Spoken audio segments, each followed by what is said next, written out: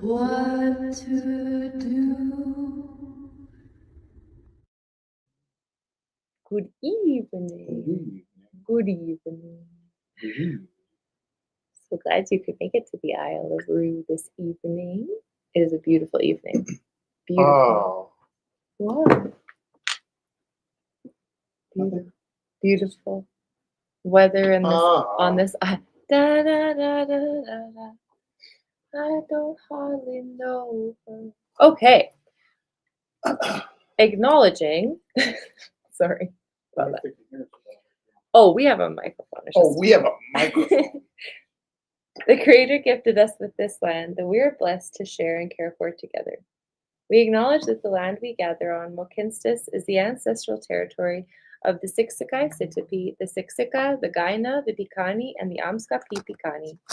We acknowledge all First Nations and Métis of Treaty 7 lands. There's lots happening. The Sutena, the Itkabi, which includes Bearspaw, Chiniki, and Goodstony. We commit to advancing reconciliation, guided by truths, respecting treaty laws, and humbly walking alongside First Nation, Métis, and we recognize all who live, work, play, and make art on these lands, and who now call this place home. We are very grateful to be able to be here together. We are so excited tonight. I wonder if anybody with us could tell us if the sound got better or worse in the middle of that. Is it working? Is it working? Got any voices?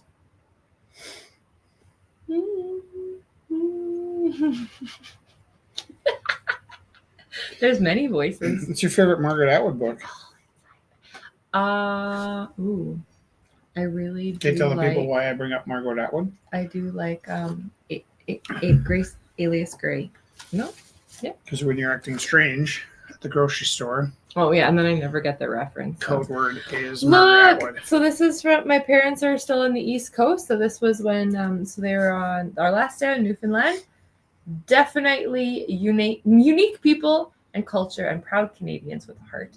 Nova Scotia tomorrow. So they're actually going to be just leaving Nova Scotia tomorrow. When? Tomorrow. Where are they going? Ottawa. Ottawa. And they're going to go to the gallery. So they get to see gallery. Canadian Gallery. Ottawa in the fall. Mm-hmm. It's not nice.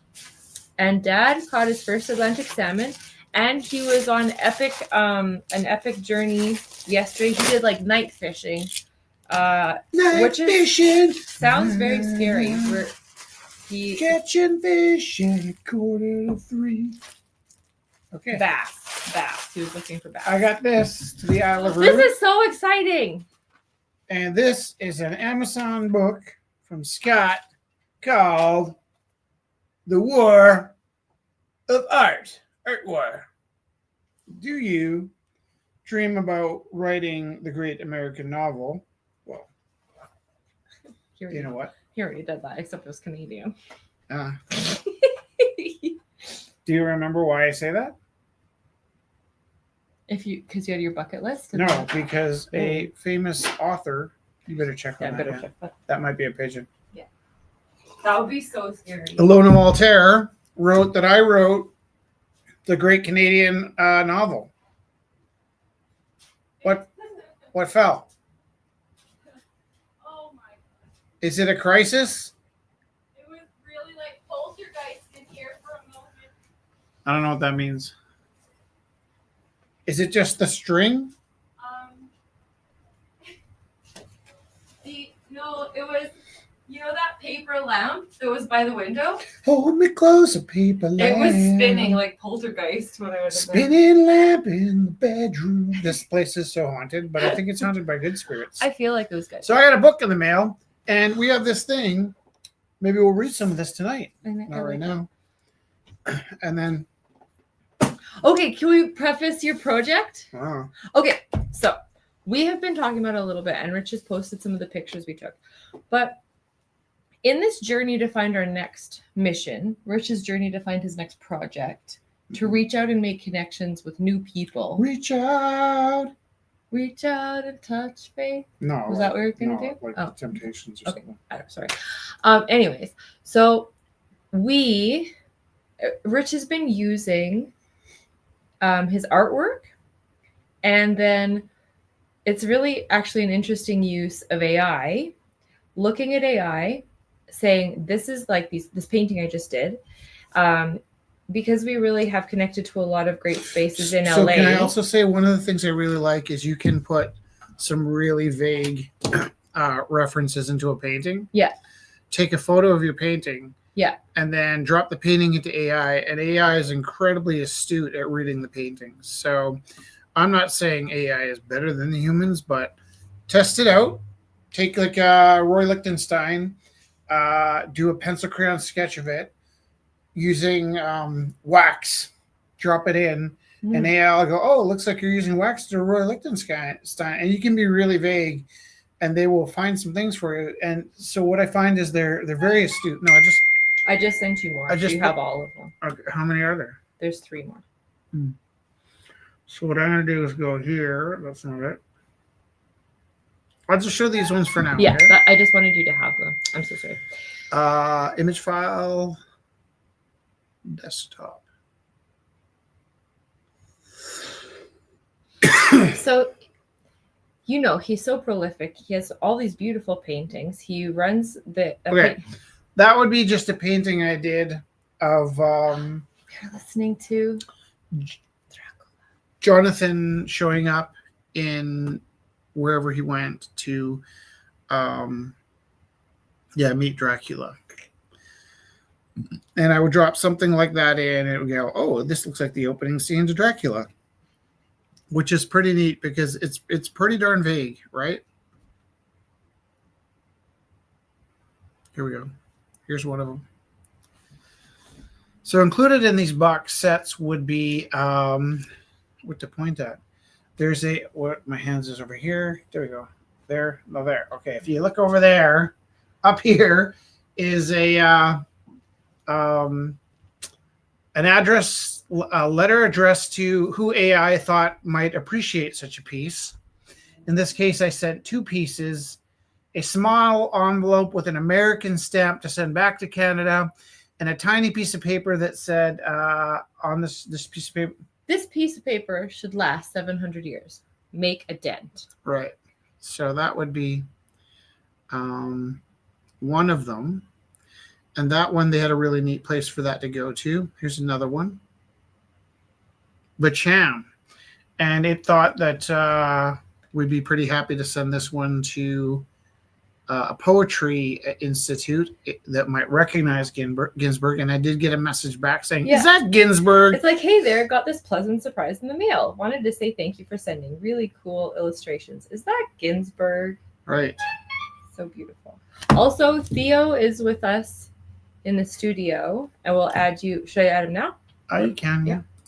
Oh, yeah, perfect.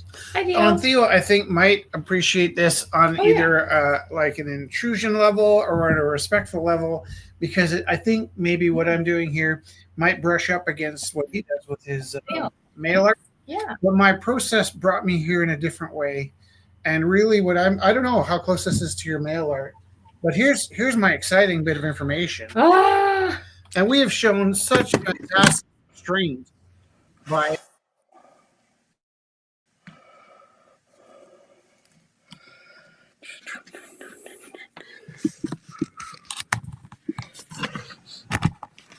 Oh, that's good.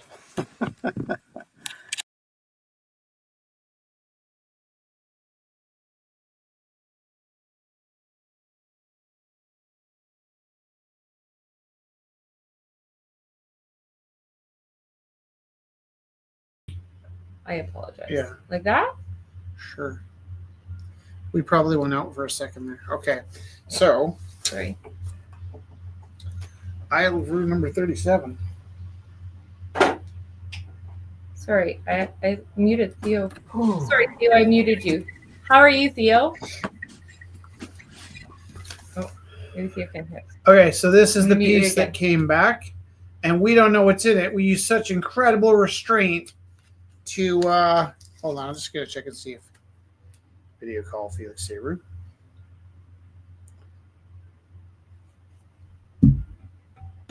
Mine might just wait and see if because Felix is kind of part of this project too.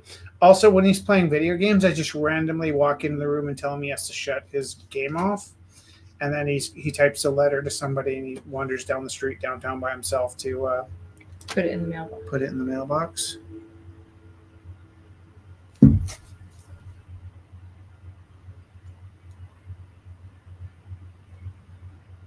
I don't see an answer. Video call Felix Taylor. So it's really fun to open our mail and see one of our envelopes that we sent out into the world. And 1 out of 6 even is not bad. Well, it's just the first. And it's just the first one. That's what I mean. What do Like, you mean 1 out of 6? well, like, even if we don't get anything else back from those 6, we're absolutely getting something back from I'm everybody. just This is just saying, the that's first one. still I don't good. even know if this is the same person that already wrote us right? back. Yeah. So this could very well be 2 out of 6. Oh my goodness. And there will be many more than 6. Totally. It's just the beginning. Is it ringing? I can't tell. I don't know. Hello? Hello? Okay. Close. All right. I'm opening it. Let's just pretend this is a letter opener. There's more of a... Oh! Just kidding. Don't. You're about to caution me. Okay, so it's... Oh my God! Was not anticipating this. Leave a dent! Someone bit it! This is like historic. Yeah. We have someone's dental records from LA. And we could clone them. This is so fun. There is a problem. There's a slight problem here that we don't know Whose exactly. teeth it is? There's still no indication of who did it. Who done it? I'm going to ask the fellow that sent us one back. Are these your teeth? Are these your teeth? Do you remember the name? Oh, yeah.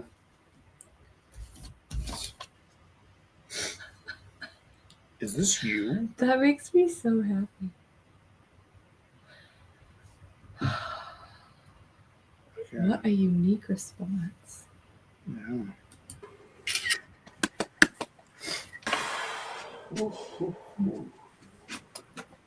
Theo, I'm so sorry I muted you earlier. Are you working on artist trading cards?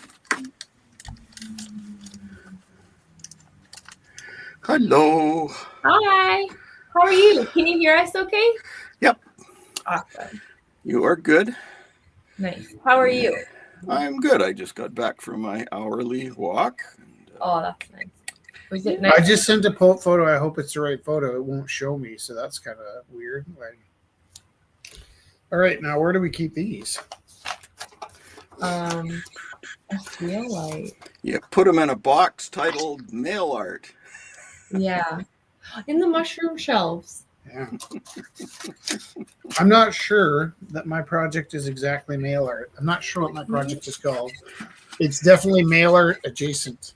Mail art has no rules, therefore it is mail art. I love that. Yes. I like Yes. That is so wonderful. It's Back in a definitely, minute. it could fit in my next manifesto. However, I feel like this particular project should have its own lease on life. Oh, is it kind of like your new manifesto? Oh, I have a new manifesto? Yeah, listen. Holy cow.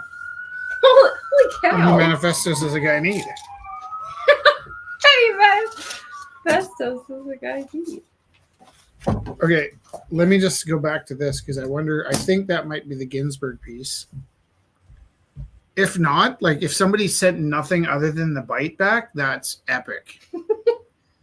Oh, I wonder if it's the vampire one. Oh, that'd be so good. That Gosh, would be so many questions. I actually kind of like the vagueness of. I was intentionally vague when I sent it out, and now I'm paying for it. Rich. What? Art as lubricant. Oh yeah. New movement. Drawing, painting to join past to the immediate right now.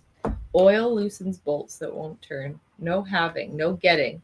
Just being. Drift without drag. Drawing, gesture. Remembering. Stuck things shifting. Art not as destination. Art as force. Breaking what has been locked tight. Okay, I have a crazy thing to tell you.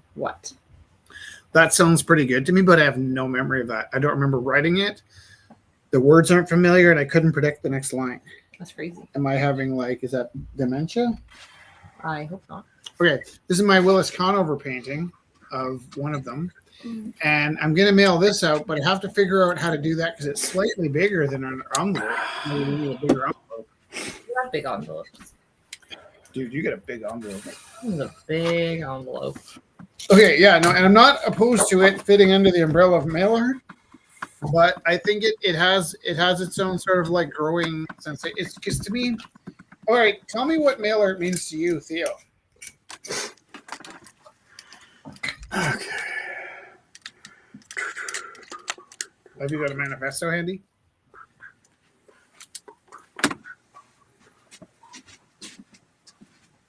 That sign might be completely adjacent. He might not even be listening. I'm Yeah. telling you, something about mailer, and he's just like, It may be adjacent. Hearing. But what is my focus? My focus is really about stretching connections. Connections. Yeah. Which could be mail, I guess. Yeah, because like that's how your tendrils are reaching out. I had some ideas of some stuff to paint. Oh, I don't think you guys listen to us. Yeti, yeti, yeti. Okay. If you can't hear us, but we can hear him, we might need to mute him. Yeah, should we? I don't know. Because it almost sounds like it feels like yeah. I don't What, wanna heavy be- breathing?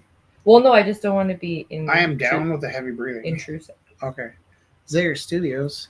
Hi. Oh. Hi. How are you? So Zach, I mailed a random painting out, and I used ChatGPT to see who'd won it. We're not sure where it came back from. Can I see the? Mm-hmm. But we did just get our first letter back, and it's a bite mark. Whoa. It said this paper should last 700 years. Please leave a dent, and they bit it. Sexy. It almost looks like maybe they had like Invisalign on when they bit it. Is that just me, or does anybody have Detective working. access to paper and an Invisalign that you could bite a piece of paper and see? I could bite test my that paper. theory? Yeah. 100%. There's a DNA sample on there. Therefore, we get into cloning. That's going to be the first cloner. Who did I send this to? Clone develops into. That was very fun. Yeah. So it's just a stranger just sent it to an address? No, this is what I did. I'll show it one more time. Sorry. No, don't be sorry. I'm just trying to figure out what to do with my paintings now. So I've been taking these paintings, and the paintings go into. I take a photo of the painting and I put it into ChatGPT, the evil computer, and then it goes, "Oh, that's a lovely painting," and then it tells me, I go, "Who should I send this to?" And then it gives me a list of people. And then I go, "Who on the board should I send it to?" So I've been just mailing things out to people as bizarre Wow. surprises. It says on the watch this. As soon as you put that down, I'm going to shake the whole table. Ready? Mhm. No, Do it. I wouldn't do that. They took the expression dent literally. In this case, yeah. And then so my premise is I'm just sending them out to strangers, and then there's a return address envelope and a return address paper It's like for them to interpret and guess what I want, and then if they send something back, it's kind of nice. So I was not expecting somebody to bite the paper. Oh, that's cool. Yeah. that was a great response. Mm-hmm. Yeah. Please leave it And dead. was this the pilot? Was this the first? I sent like 6 out, and I got a response by Instagram from somebody, and then this came. But unfortunately, it didn't occur to us to indicate where it's coming back from. So whatever they send us back is just what we get. Like if they want to be more descriptive than biting the paper, we might have a better. I mean, I did send one to some kind of vampire institute because I was sketching the opening chapter of Dracula. Can you grab that Willis Conover book? Is that a Dracula bite? Maybe. Well, that's what I'm wondering. We don't know exactly who sent it. I mean, through the process of elimination, we might be able to guess better as more pieces come in. Also, we could put the return address on the return. Nah, that's way I feel too. like I I might as well tell them what I want. yeah, exactly. I feel like it's more open and free this way. Willis Conover. Well, however you slice it, it's definitely a Flexus return for you. Yeah. Tell me what Flexus means. I haven't a clue, but apparently it has to do with basically anarchy in the art world. Right. Flexus. Well, let's talk about anarchy in the art world for a second. Because my friend Mark, and I won't tell you who snubbed me, but texted me to see if I'd been snubbed at a recent event. And I was like, hell yeah, I was snubbed. And Yeah. his response was, wow, like you've done so much. How could you have possibly been such an obviously overlooked? And I was like, because that's how those people roll, is they sit around their offices giggling about overlooking me. And I don't feel like I'm forgotten in any way.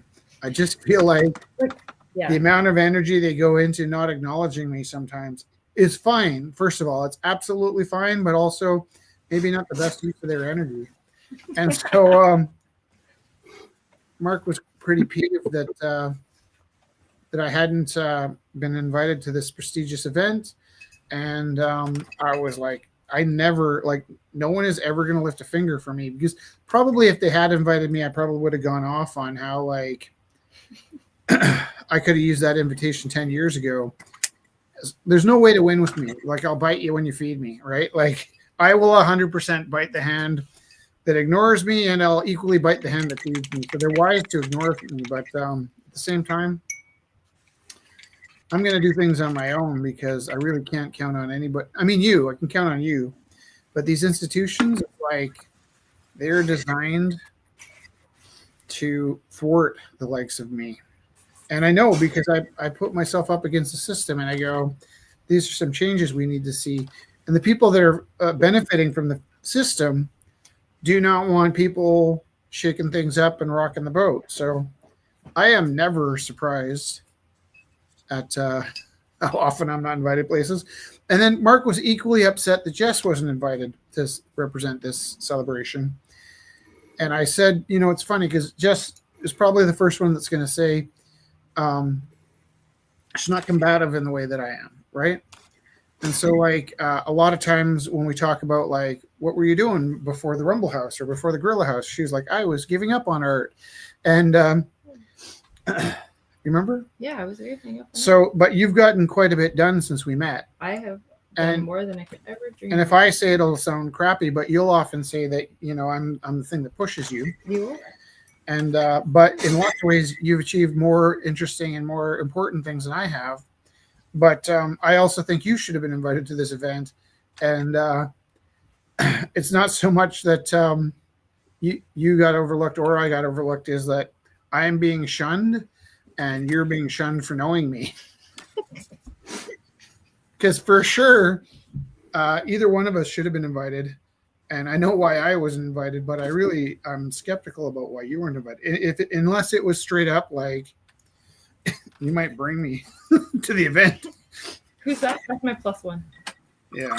Except I'm on my +10. They take up a lot of space. Well, now, also, this might seem super arrogant for me to just assume that I should be invited, but I can live with that.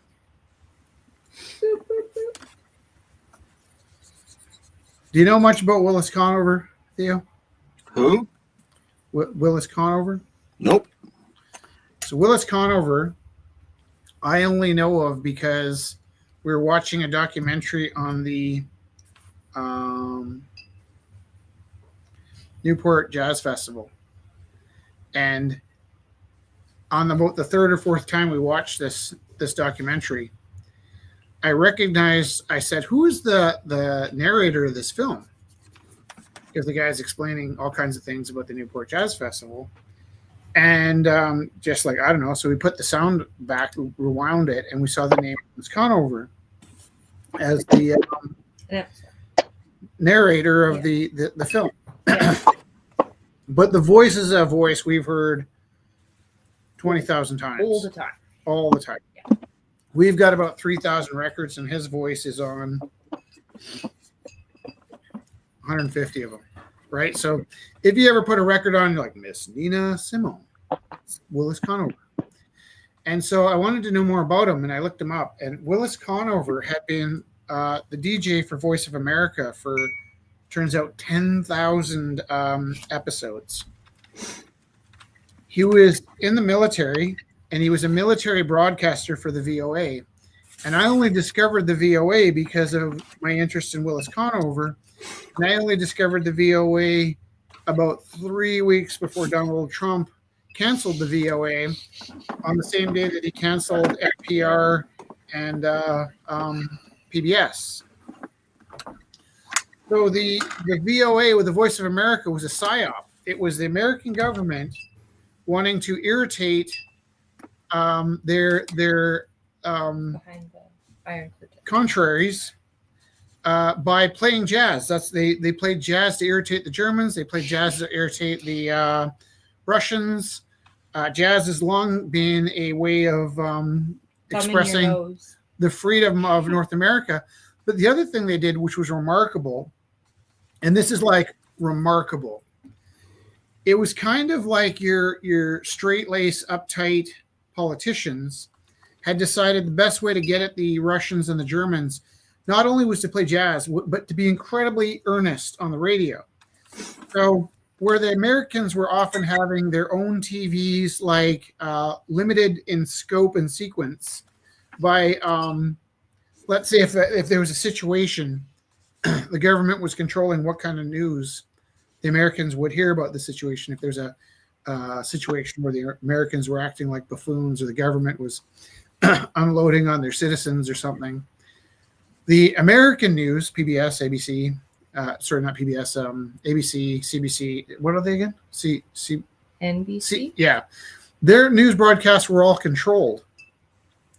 Whereas they had impeccable news coverage with the VOA to give the rest of the world the impression that the Americans were incredibly open-minded and honest and earnest. And so they would have these better radio shows that were broadcast overseas and blocked in America.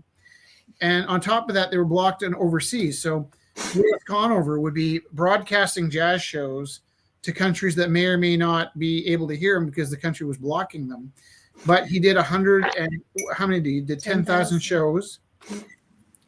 The week we discovered him, we looked up some to see if there was some shows available online. And the first available show online was a show that had been recorded the week after the Hungarian Revolution. Sorry. So what had happened was, at the beginning of the week, Jess's grandparents fled to Canada at the same time that these Hungarian musicians recorded an album and put it in the mail to send to Willis Conover. And they had only heard of jazz because of the VOAs. They Right. were learning from American jazz musicians. Through the radio. Got their group together, sent a recording. Yeah, and what was remarkable as well was in the same way you might hear that like Brad Pitt does like toothpaste commercials in Japan, but wouldn't do toothpaste commercials in America because it would like cut into his fame and recognition, right? When they were broadcasting the VOA, they would have Charles Mingus, Miles Davis, Duke Ellington, but all on the same show, right? Quincy Jones just sitting around chatting about jazz and broadcasting to Russia, and in a way that they would never have such casts gathered for one show in America. They had everybody just kind of sitting in and listening and interpreting this Recording from these Hungarian jazz musicians. Right. So they're playing the jazz music from the Hungarian musicians, not knowing if those Hungarians are alive, because in the week that it took to mail it to them, there was a revolution and all those artists has gone into hiding. And so it was like they don't even know if those people are alive. We do now because we learned about Gabor Sabo and like Some of them were alive. Some yeah. of them, yeah, and and Gabor Sabo moved to the States to continue recording. So one of them was alive. One of them for sure. But we don't yeah. know anything about the We rest of the don't. people on the Yeah, show. totally. And it was such a personal thing to stumble across because how it connected to your family, Mhm. all the records you've been listening to over the years, Yeah. how we discovered them, to find out that. And then so the other funny thing is, it's one of those things where it's like people don't know that they don't know. Right. So here's a good example of a thing people don't know they don't know. We look at Turner. I know you're quoting Turner right now. Mm-hmm. There's a span of time when English painters just started painting these explosive skies. Mm-hmm. And it really opened up the idea of painting expressive colors for landscapes. Mm-hmm. Well, they didn't know that we don't know that a volcano erupted in the Atlantic, and that's why the skies looked like that during that time, right? So part of Impressionism has to do with the fact that the skies lit up on fire for 5 years, and all the European painters started painting these skies. Nobody ever thought to say to future generations, hey, did you know that the skies were on fire back then? Because they made 50 paintings showing that the skies, but as a generation dies off, the next one comes up, the new kids are looking at these paintings going, why is it in 18 whatever did all the suns were red? Guys, yeah. love the fire. Yeah. So like they don't know that we don't know, right? Right. And then that information is lost. Yeah. And then so like we didn't know that Willis Conover mattered. We discovered him by accident listening to a jazz show. Here's Willis Conover talking to Duke Ellington. I quote Duke Ellington in the last page of my book, if you ever read such a thing, because Duke Ellington means the world to me. And Duke Ellington said, let the world catch up, which is kind of what we're doing with our broadcast. Yeah, Here's a slight bit of trivia. Yeah. That's kind of attached to me. My ex-wife Linda, her dad finished out his career in the Navy. He was a mechanic. He looked after all of the generators and everything at this base in near Dixon, California. Well, this base was in fact the broadcast antennas, because they sent Voice of America on shortwave. Yeah. This was where they sent it from, and they had these huge, shortwave towers, and his job was making sure that they had the power and everything to broadcast to the rest of the world. that's incredible. Yeah, it blew my mind. Oh, Voice of America is broadcasting from the middle of the Sacramento Valley, Dixon, California, kind of a place. Yeah. Oh my gosh. Yeah. Wait, Pretty funny. so when I said, you know who Willis Conover is, were you messing with me because you did know? No, I have no idea. I've never heard a Voice of America show. I just know what it basically was. But, beyond that, nope. Well, it's probably for the best, because I probably had you said that you kind of know what it was. I wouldn't have gone into such detail. Better. You want better watercolor paper? I can get up and get it. Where is it? Underneath your pink. I think you're wrong. Is it down over there? Because I can get you better stuff.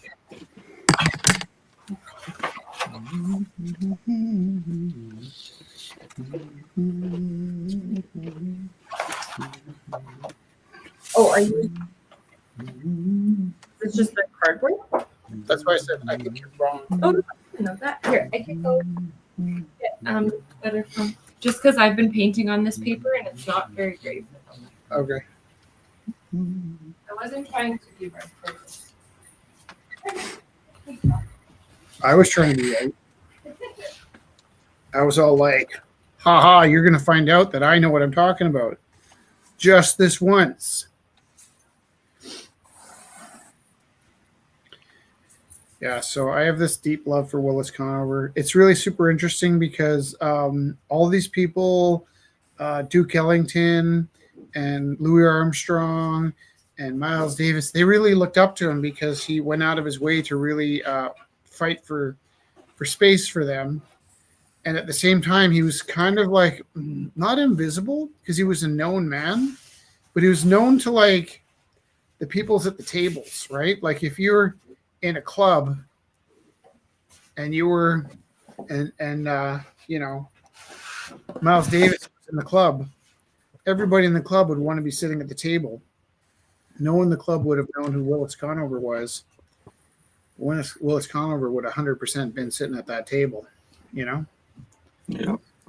I don't know. Maybe it would be scary to sit at the table with Miles Davis. It's a bit mean, really.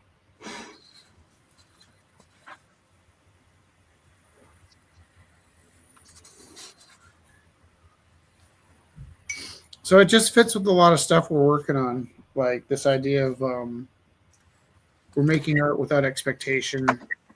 We're broadcasting to God knows where. We don't know who's listening. There are opportunities for us to be surprised by who's listening. That's pretty great. Pretty happy about that. Is that nice paper? Yeah, some of it. It's all for me. It's mine now. So yeah, the last 2 days at school, all I wanted to do was go home and read that book.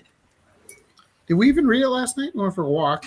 We went for a walk. Yeah, we got distracted by good walk. But like And I've been in school the last 2 days, and I'm like, "Where's your brain at?" And they're like, "Why are you asking that?" Like, well, my brain's at home reading a book. Why are you asking that? Because I'll tell you where my brain is. Well, a lot of times I'll say things like, "Hey, where's your brain at?" And the kids are like, "What? I didn't do anything." I'm like, "No, like where?"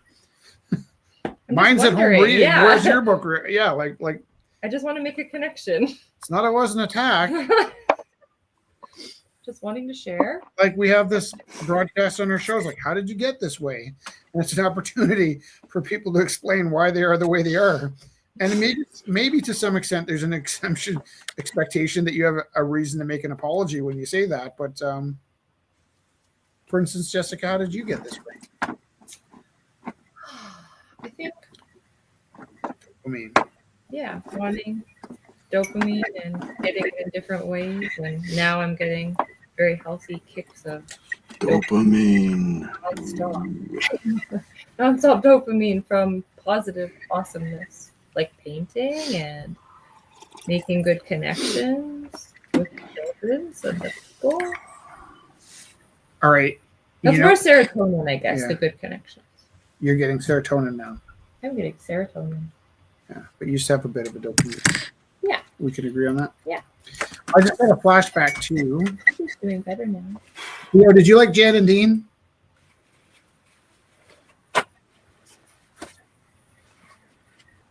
You can't hear me. So there was a Jan and Dean movie starring the guy. I remember him as the guy from Battlestar Galactica. And the other actor kind of looked like somebody you'd see all the time, but didn't really know his name. I remember him looking a lot like the guy from Greatest American Hero, which you probably also haven't seen. But there was a movie called The Wave or The Third Wave that was a book, a movie about an English teacher that kind of like tried an experiment that got out of hand. Have you ever seen that? They kind of do it in English class sometimes. No? Is it where he's, is he, Would it help to know I haven't seen it? okay, keep telling me. Like a Maybe blonde teacher who does like Oh. kind of like I've seen the clip, I think, but not in a class. Yeah. that actor and the guy from Battlestar Galactica was in a show called about the Jan and Dean. Okay. And the reason this is coming into my mind, well, first of all, I was a big Jan and Dean fan when I was a kid, but secondly, there's a scene where Jan Barry is addressing the audience at a show on the beach, and he says something about surf being up, and then he says, "So we're going to play nonstop for the rest of your lives." And then the crowd laughed, and I always wondered if that was like some kind of in joke that I didn't understand. And that's another thing I do with ChatGPT is I take things that don't make sense to me. And does it say Ambassador's Touch? Yeah. SATCH. Yeah. Ambassadors of Jazz. I'll open up the ChatGPT and explain a scene from a movie that I don't really understand, and it'll explain it to me in like non neurotypical terms.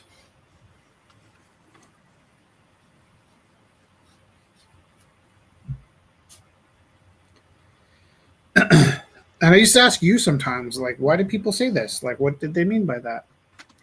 And it was harder to ask me because I Don't care. don't care. Not in a negative way, but just actually in a positive way. I'll be like, okay, so here's a good one. I was in the change room after football practice, probably where I didn't belong. And there was a guy on my football team. I was in grade 10. There's a guy on my football team who was like kind of shaped like a 35-year-old. And I think he had been in grade 12 the year before and came back for an extra year of school. So even though he looked like he was 30, he kind of was closer to 30 than he should have been for high school football. And those guys were kind of like weird and scary to me. Also, they did a lot of like towel snapping and touching. Yeah, well, those guys left me alone, but there was a lot of weird kind of like behavior in that. And I'm not going to lie. The wrestlers were really super respectful of each other's space. The football players were a little bit not very respectful of each other's space. And by their space, I mean my space. But this particular fellow, I'm sure he went on to live in an, amazing life in the oil rigs, was back playing an extra year of football. And there's like those famous couples that everybody talked about, like everybody had their noses in their business. Mm-hmm. In fairness, I think him and his girlfriend stood out in a crowd. She had sort of a particular virtuous way she carried herself. Was a bit like she also seemed older. And I remember his best friend also looked like he was in his late 20s, but not quite 30 like this guy. This guy looked like Grease. This guy looked like he was 35 and more like really big and kind of like insanely muscular, and he was intimidating to the younger players and anybody, the teachers, the cops. And I vividly remember his friend saying, "Hey, let's go out Friday night." And he said, I got to go see, let's say her name was Dana or something, which I don't know her name. And his friend's like, ugh. So it was like a broski moment where he's like, "Brother, I have your back, but I must attend to my girlfriend's needs," which was quite sweet at first. He's like, "I can't, I got to go see my old lady." I think he said old lady, actually. So he also talked like an old man. And he might have actually been 35. Right? Posing as maybe he was in like 21 Jump Street. Yeah. Like 32 Jump Street. Mm-hmm. And anyhow, he made a comment about how actually I would like to go out, but I have to go to whatever her name's house was. But then he said, I can be in and out of there in 25 minutes.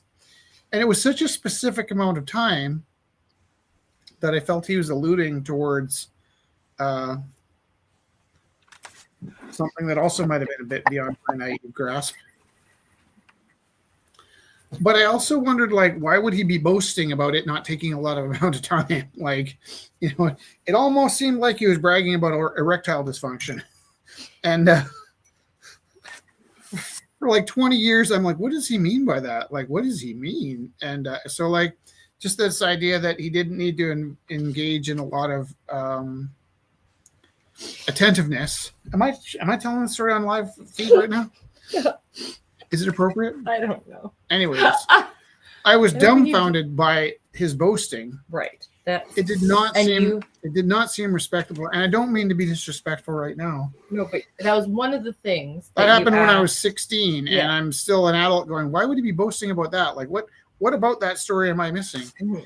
And you actually explained to me that the boast was like that he didn't need to be. He didn't care. Right. But I also often thought that like the kinds of people that attacked you for not being manly enough in the locker room were also the kinds of people that would say things like that, which just didn't seem very gentlemanly, right? And there's the point. Right. So I could use ChatGPT to better understand the situation, and ChatGPT would say, "Oh, well, that was because he prided himself on not being attentive to her needs." Excuse me.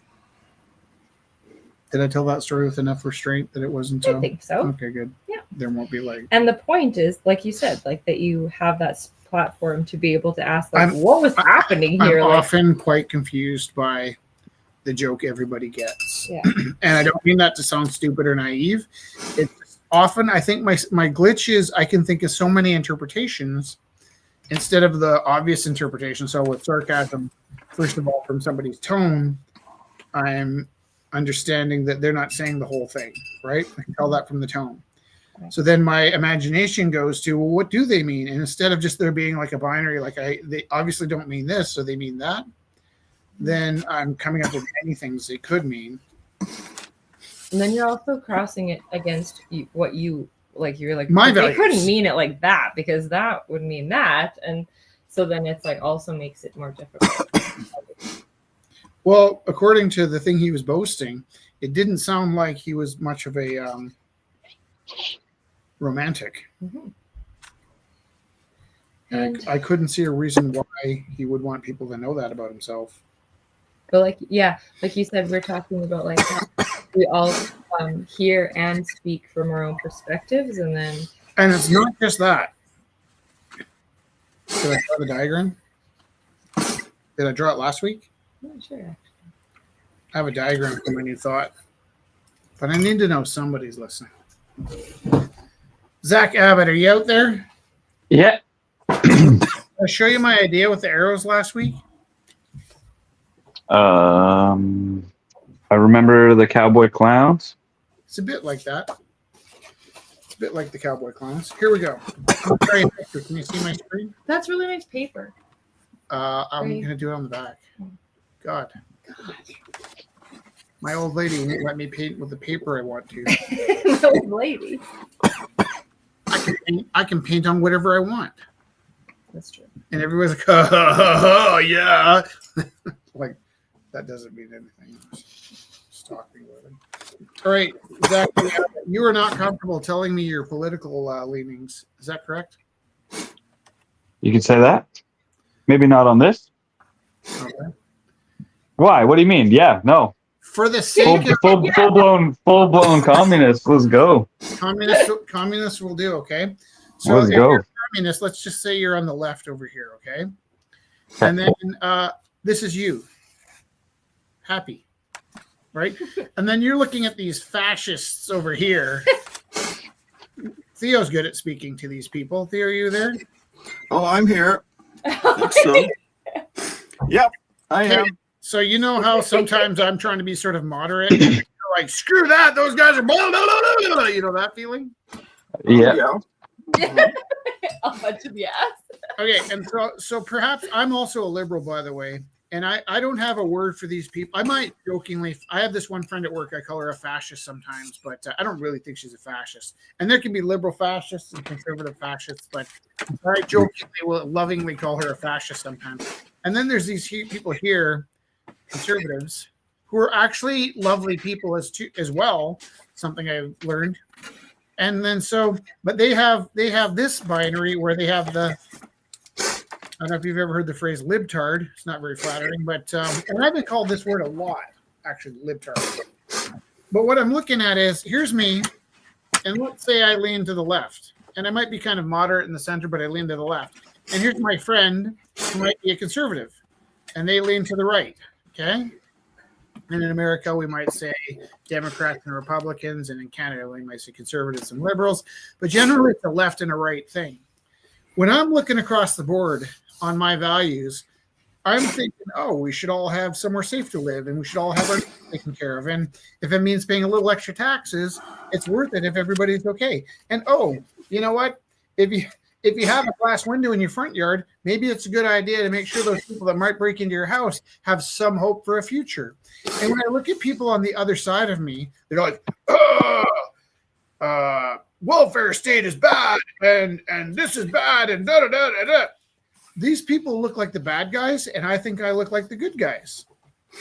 I've been using ChatGPT to understand conservatives better because I want to love everybody. When I realize it's not me looking at the other and they are on the other side of me. I'm kind of a conservatives. I'm here and the left is here and the right is here. And then they have this like monstrosity that they're opposing. And I have this monstrosity that I'm opposing. But the monstrosities on both sides aren't really each other, right? The opposite of me is this monster over here, and the opposite of the conservative is this monster over here. And me and the conservatives, we're not that far apart, right? And I think that we have this idea where it's like this guy versus this guy and this guy versus this guy, and they're not even having the same conversations. It's like you're not even in the same room. You're not looking at the same events. It's not like I'm looking through red glasses and they're looking through blue glasses. It's like I'm on a bus in Alberta and I'm in a bus in Calgary, and they're in a bus and they're in a water ski on Winnipeg Lake. We're like in completely different spaces, thinking about completely different things, and we assume that their interests are the opposite of our interests, and they're not at all. They have no idea what our interests are. We have no idea what their interests are, and we're not speaking the same conversations. And so I spent some time trying to understand, like, what would it be like being somebody who's conservative and looking at these demonic liberals dismantling everything. And I started to get a deeper understanding of what they're seeing. They're not seeing somebody that's like, I don't mind paying a little extra taxes if it means people aren't suffering. What they're seeing is the simplicity and the safety of their universe. And then let's say they're in the top floor, the middle floor, the bottom floor of the castle. Wherever they are in that castle, they feel like that's their safety fortress. And they all feel like they can move up and down the castle. If you're at the top, you got to fight for your position at the top. You might get moved down at any point. If you're in the middle, you can move up or you can move down. If you're at the bottom, there's always room to move up. But when they look at me trying to do interesting things with taxes or whatever, hugging trees or whatever it is, crazy stuff that I do, they're just seeing a saboteur. They're seeing somebody with the intention of dismantling their stability and maliciously just pulling out the cornerstones of their structure. They see these other people that are walking out and pulling the keystones out of the structure of the castle that they want to live in. And they earnestly feel like, and I don't mean to sound, even when I say this, it still sounds like I'm othering them. But I'm seeing that they're just looking at me and thinking, I don't know what I'm talking about.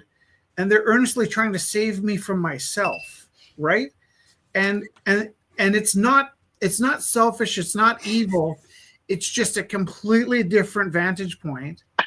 And I found I've been trying to talk about empathy with my left-wing friends for the right-wing people. And my left-wing friends are so fed up that they're lashing out at me. They're fed up, yeah. Yeah, saying like, no, it's this. And they're so bent on believing there's one right answer, that they're right and the other side's wrong. The other side thinks they're right and we're wrong. And both sides are equally right and equally confused about the other sides. That's sort of where I'm leaning towards right now.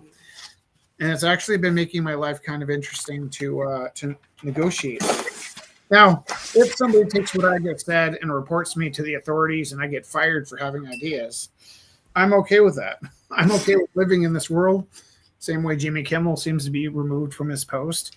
But I'm really looking at creating a space where if we just stop kicking each other out at the knees, and this is the other thing, and there's certain things I think about saying that I know I'll get backlash from everybody, but I wrote a poem the other day that went something along the lines of, I don't want to fight you. No, I put that on Facebook. Oh. This is when I didn't post. Oh. I said, I don't want to fight you. Come get your pound of flesh. I won't fight you back. But then we start over. And it was more eloquent than that, and I didn't repeat the same word twice, but it had to do it. I'm at the point where I'm willing to lay down and let them kick me until they're tired so that we can start out and not worry about whose turn it is to throw a punch. I'm at the point where it's like, I don't care who's right or wrong. Let's say I'm wrong. You need to crap out of me, and I won't fight you back, and then we can start anew. Because if it's like you poked me, and I poked you, and you poked me, and I poked you, that could go on forever. And if it takes like just laying down and taking a beating, I'm ready for it. Like I'm so ready to not fight anymore. And both sides want to fight me about not fighting. You know, like I'm a sellout for wanting to love everybody, and it's frustrating. There's only one problem with that. There's so many problems with it. There's way more than one problem. The one problem is that one side has been trained to hate. I think both sides are equally. No, okay, we're going to disagree on that. Yeah. Maybe one side's been trained to hate and the other side is. But Theo, can feeling we beaten agree down. that you and I are on the same side? Yeah, you're pretty much a social democrat. I'm a pinko commie. I'm the guy they called pinko commie bike riders. Yeah, well, you see, I mean, that's the way people have been on one side of the coin have been trained to respond. But what I'm trying to say is liberals really have to be well, let's just put it this way. The other side has to be really, really kicked in the head a few times before they'll automatically just say, yeah, you are a Nazi, and if someone blows your head off, I'm not going to cry at all. My head off. Yeah. But the second that you start to shoot at me, well, that's when the gloves go off and I indiscriminately kill everyone that I think is a right-wing asshole. And that's the problem. It takes a lot of courage to admit that you and I might be wrong. And I'm not saying that we are wrong. I'm saying that we might be wrong about them in the same way that they seem to be wrong about us. I think that there's a possibility. It seems to me like we think we've got them figured out, but we're not. It's like playing football against hockey, and like everybody's arguing about, how many points they got with the puck and the other guys are playing with the football, right? Like I feel like there's a massive disconnection in what we think we're looking at. And I'm just starting to believe that there's good people out there that they have such a different vantage point that where I used to think maybe I was right and they were wrong. I'm trying to make space for the fact that maybe we're all wrong. And it upsets people. So I understand if that upsets you, and I accept that I still think we're friends, and I hope you can forgive me. But your thoughts don't upset me. I'm just of the opinion now that I'm watching the world trained to hate, and that is a direct result of, we'll call it right-wing tendencies, or actually not right-wing, let's call it authoritarian tendencies to divide, and the authoritarians attain power by giving people someone to hate. And that's been a historical fact since, I don't know, you want to get religious, Adam and Eve, probably. Yeah. Well, there's just two people back then. Yeah, I know. And they even hated each other because we don't know what the personal social life was between Adam and Eve. They sort of gloss over that, don't they? I hope he was an attentive lover. Yeah, exactly. But then he had to learn how to do that, right? Because before they got kicked out, they didn't do any of that stuff, right? Isn't that how it goes? Yeah. Yeah. I'm gonna say that it's a complex situation. It is. It's a very complex situation. But can I tell you something else, Theo? Yep. My heart's less heavy since I started working on bridging space to accept people whose ideas are different. And it's actually something I started working on around 30 years ago when I was studying anthropology. The very first moment it happened was and this will upset people too.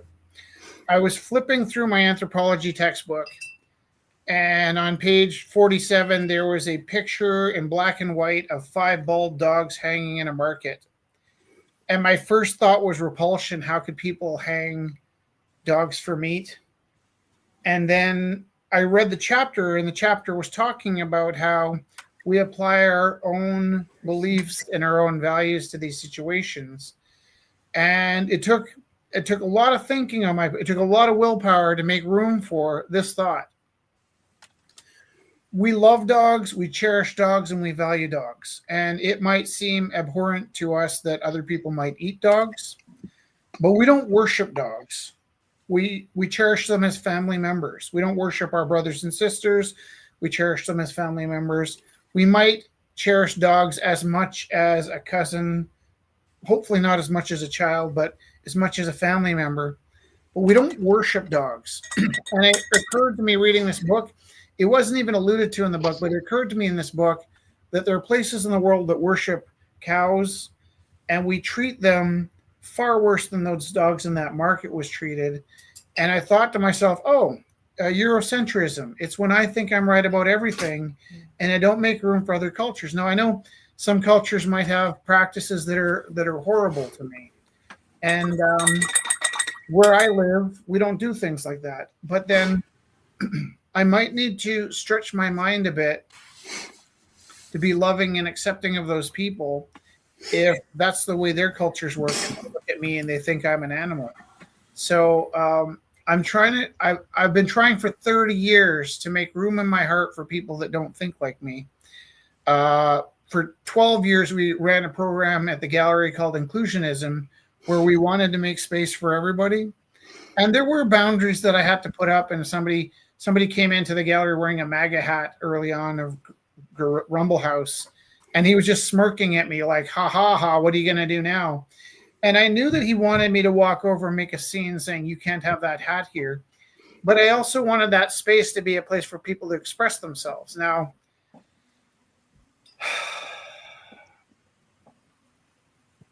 I walked over and I think I said, that hat won't make you friends here. And we really want to have a nice time. And if you're here to upset people, that's the perfect hat to wear. If you're here to be part of what we're doing, that hat's going to be a distraction from building a community of love. And that person was reasonable enough to say, okay, if the hat's going to cause problems, and because you're not telling me to take it off, maybe I don't need this on my head right now. And then later on, the friend of that person had contacted me because that person had used a word that we should never use. And I had a really deep conversation with him about how, regardless of how you mean that word, it has different meanings. And when you use that word, you harm people. He was dumbfounded to recognize that his word was causing pain to people. He was only looking outside of his own vantage point, thinking, I meant no harm, so this word can't hurt people. And it's the difference between leaving glass in the street and sweeping up the glass so that somebody doesn't run through it barefoot. And I believe he changed his process of using that word. He apologized to the friend that asked me for help clarifying. And I probably spent 6 or 7 hours talking to this person about, yeah, but you don't realize this, this, and this. You say this word and it can harm people. So I've read articles about this guy that befriends people from the KKK and then tries to talk them out of it. And I think that's pretty admirable. I don't think I could go that far, not yet. But I have been working on being more loving to people, and especially if their ideals are different than mine, trying to make room for them to exist, even if they're different than me.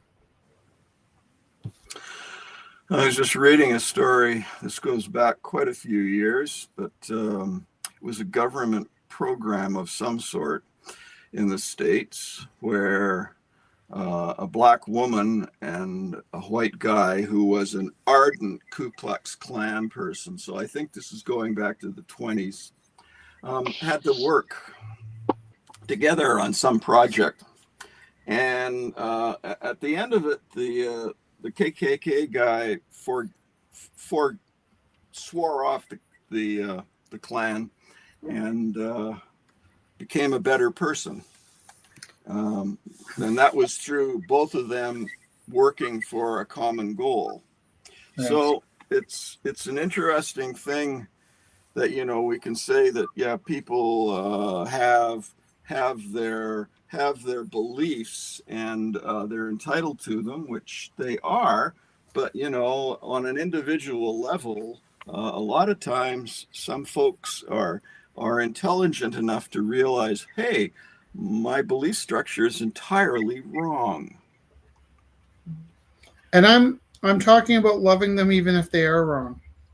Well, yeah, I'm willing. I don't take the love part. I'll go to the tolerate part, as long as they're not trying to inflict their philosophy on me or my society. Yeah. Then fine. Fairness. Tolerating's good. Unfortunately, again, it gets back to the authoritarian impulse. The authoritarian impulse is to say my way or I kill you all. Yeah.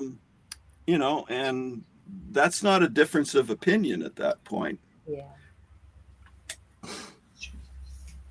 I have the luxury of being invincible. Oh, there you go. That helps. I have the luxury of forget not. that Jess walks around downtown at night because I'm with her, and I walk around downtown at night because I'm invincible, and it is a luxury, right? It's a masculine luxury that I can walk around at night, and for the most part, I'm not. There was this one time in a cab in Chicago where I realized I was outgunned, and if the guy who was a cab driver wanted to take us somewhere and sell us, there was no way I could defend myself. But for the most part, I walk around feeling like pretty in control of my situation, and I think that there's a possibility that because I'm not physically scared in those situations, that maybe I'm a little bit cavalier about, trying to love the bad guys. But I honestly think that if there's a way out of this, short of killing half the country and hoping that the bodies don't make us sick, I think we need to find a way that everybody can learn to love each other to avoid that massive culling of humanity. Right? Like there needs to be a way. We need to find our way back to loving our neighbors and not just every other neighbor. It's a little bit like I often feel like that whole story in the Marvel universe where Thanos was going to kill off half the people. Honestly, if you pick the left or the right, either system would work if everybody was on the same side. But killing like random, like Thanos's plan, still leaves the half that disagree with the other half. Yeah, if he's going to kill half the people, he might as well get a little bit political and create a better system, not just more space. But they were talking recently in the States about splitting the country in half. And if it ever got that extreme, can you imagine being the one left-wing kid in a right-wing family getting moved to the right-wing side of the country? Like that would be pretty terrifying, or the other way around, right? So, like, are they thinking of splitting families up, or how would they do such a thing? And there just has to be a peaceful, loving way to fix it all.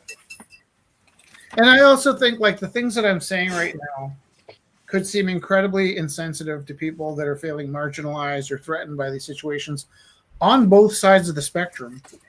So, if I have 25 less friends tomorrow, that's not uncommon for me. Wake up in the morning and find my social media numbers have shrunk. But that's how I feel.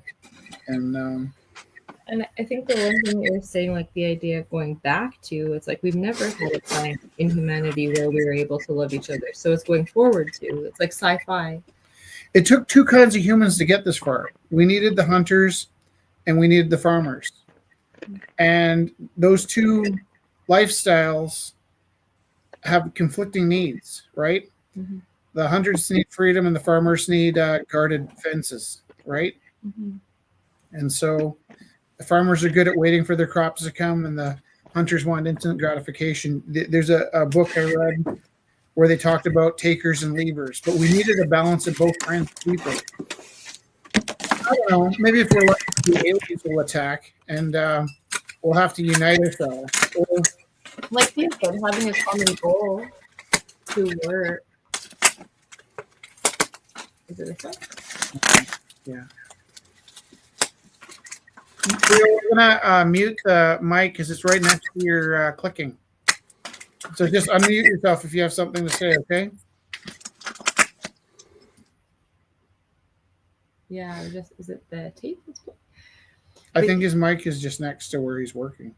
But yeah, it's like that idea of having a common goal to work together, I think, would really change. I almost feel like AI is enough that we should be pulling together as humans and looking to and people get so defensive about AI. They're like, it's not real, it's a fad, it's gonna go away. I was like, it's so not gonna go away.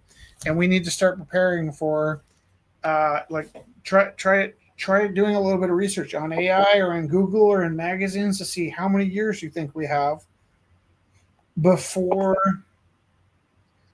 most of our jobs are made redundant and 75% of the population is either working with AI or working in social work trying to help the other people that don't have jobs, right? So there's going to be a massive disruption in the next 5 to 20 years, depending on how you look at it, right? Like you can talk to illustrators right now, and you're going to find that they're going through a disruption right now. You find ways to cope, and so the disruption starts looking like the boogeyman story, right? Like there was a TED talk I watched where the guy was talking about all these talks about when the tipping point comes and when the world changes and when we won't be able to live in this world anymore. And if you want to know when it happened, it was 30 years ago. And the audience is like, what? I didn't see anything. He's like, I think it was shot in BC. He's like, when was the last time any of you went swimming in Horseshoe Bay? Right?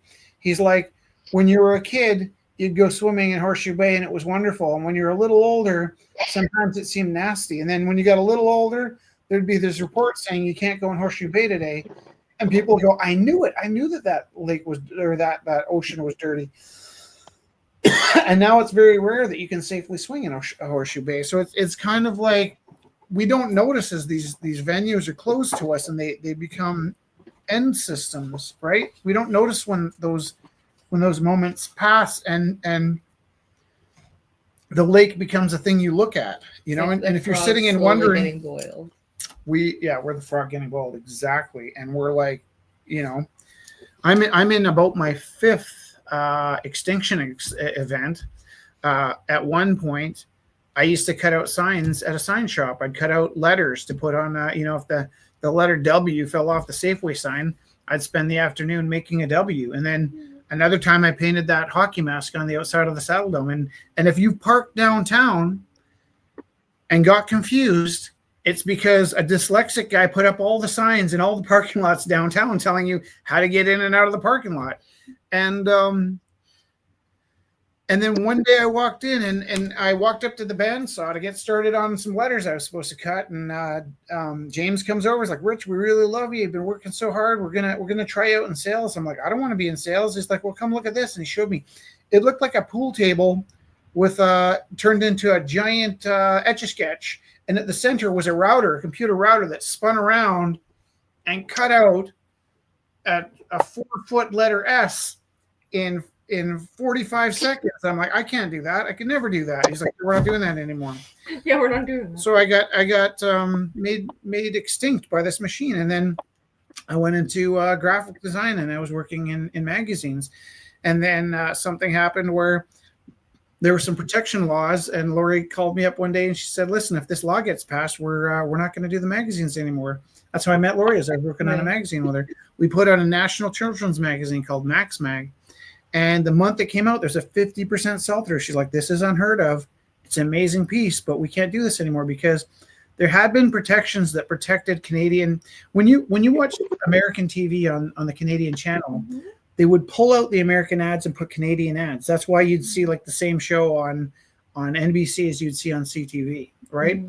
And if you wanted to watch the same show, it was usually was it on an hour earlier in Canada or an hour later in America? I can't remember. You'd end up seeing Canadian commercials on one station and American commercials on the other station. That was a law that protected us. But around 1997, they changed the laws. And so Americans could take a split run. They could take an American magazine. If they were making a magazine for kids in America, they could take the content from that magazine and reprint it in Canada and resell all the ad space. It would have made it impossible for Canadian magazines to to compete. Mhm. I was working on 3 magazines the month before my 10-year reunion, and all 3 magazines folded in the same month. That was my second extinction event. So I moved out of magazines and I got a job in web design. I was a designer. I worked with an HTML programmer. They wrote all their code by hand. I remember walking into work, and one of the guys' name was Jude. He was arguing the benefits of Dreamweaver because he was just starting to use Dreamweaver. The other designers were like, I would never lower myself to Dreamweaver. Do you know that it says in your code that you use Dreamweaver? And the other guy's like, you can open your code and delete the Dreamweaver. And it was like, they were using a WYSIWYG. They were using a program that made it easy to make websites. Mm-hmm. Me and this one fellow made a website. It was $5,000 for a website. So we billed 5 hours to make this website. And the accountants came upstairs and they yelled at us. They were like, hey, $1,000 an hour guy, how did you do this website? We can't possibly bill $5,000 for a 5-hour website. And the guy I was working with was like, it's quicker now because we have Adobe Dreamweaver. And so there was only 6 more months of that job before it stopped being a job, right? Mm-hmm. And then I made a living part-time since I was 17 as an illustrator. And over the last 2 years, you can't blink without seeing somebody use it. You can see the style. You can totally recognize the current first printout style of AI, right? Like, it's so familiar and it's ubiquitous. It's everywhere. But all you need to do is put a second prompt in and say, make this look a little less like ChatGPT illustrations, and it will. Mm-hmm. So, I mean, if you're making a living as a graphic designer right now, it's because somebody loves you and they don't want to give in to this tidal wave that's pummeling us. Mm-hmm. And I know I'm ranting, but I'm just saying, if you told me 2 years ago that in my lifetime I could be replaced by artificial intelligence, Mm-hmm. I would have said maybe, but that's not going to be until I have a jetpack and a car that flies. And my car doesn't fly. It still runs off of petrol. My car does not fly. But it is but cute, but there are times when I don't want to illustrate something and I put a prompt into ChatGPT and it fires me out an image. I'm like, that was pretty convenient, right? Like, why would I hire a graphic designer if I can?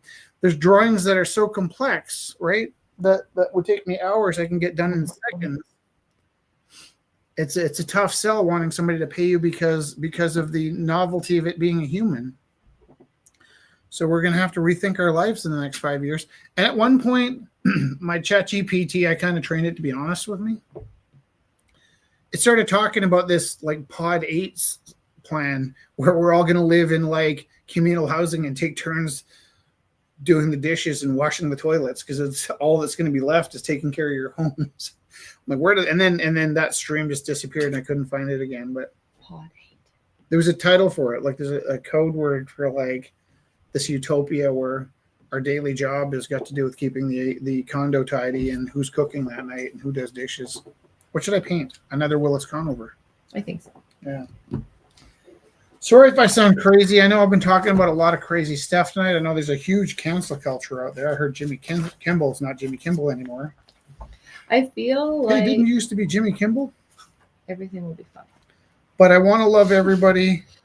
I want things to work out. And I think the code right now is we have to find a way to get along. Unless you're Jimmy Kimball and it's too late. Kimmel? Oh, Kimball is our friend with the bed bugs. Larry.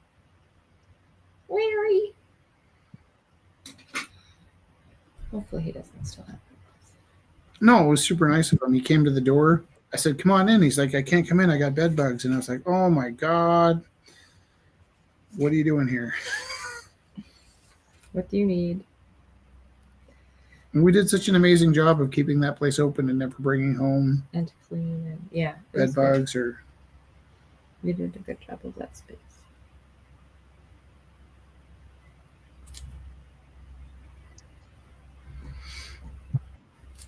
When you're teaching, you have to think about lice all the time. Mostly with the smaller kids, I think. Mm-hmm.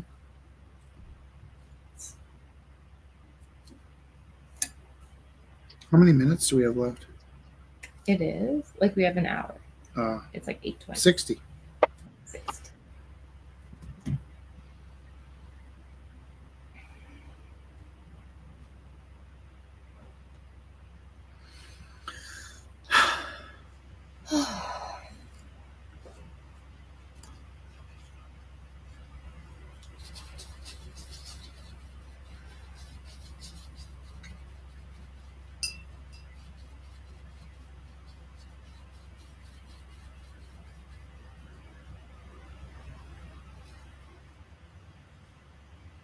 Are you there, Zach Abbott? Yeah, am I? Am I mic'd? Yeah, you're good. What do you think about my idea to love everybody? 100%. Thanks, man. Yeah. Are you still working on your Zeppelins, Zach Abbott? I actually just squashed the Zeppelin painting. Traded it in for a skinny dog. That's nice.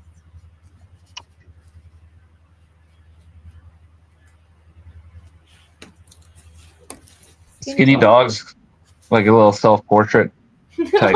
Aww. Skinny dog. Skinny dog. How come you are the way you are? I tried to feed you, skinny dog.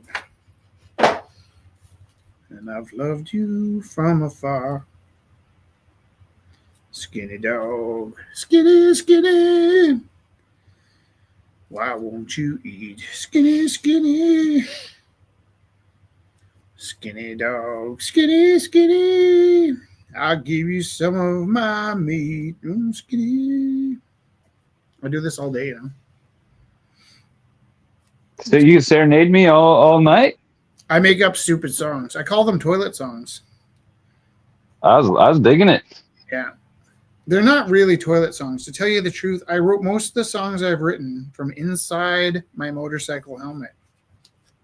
Because I like the way my voice sounds when I sing inside my motorcycle helmet while the engine's really loud. So I probably have about 10 or 15. I could cut an album. 10 or 15 songs. But I can't sing them like a human. I have to sing them funny. And I remember seeing there was a movie with Ryan Gosling. It's the most depressing movie ever. But in the trailer, he had a ukulele and he was just like busking in Europe. And she's like, "Oh, let's hear you sing." He's like, "I got to sing funny." And he'd do this funny, like, "Oh, I want Like Tom Waits, yeah, totally. Yeah. He's like, "I can only sing funny."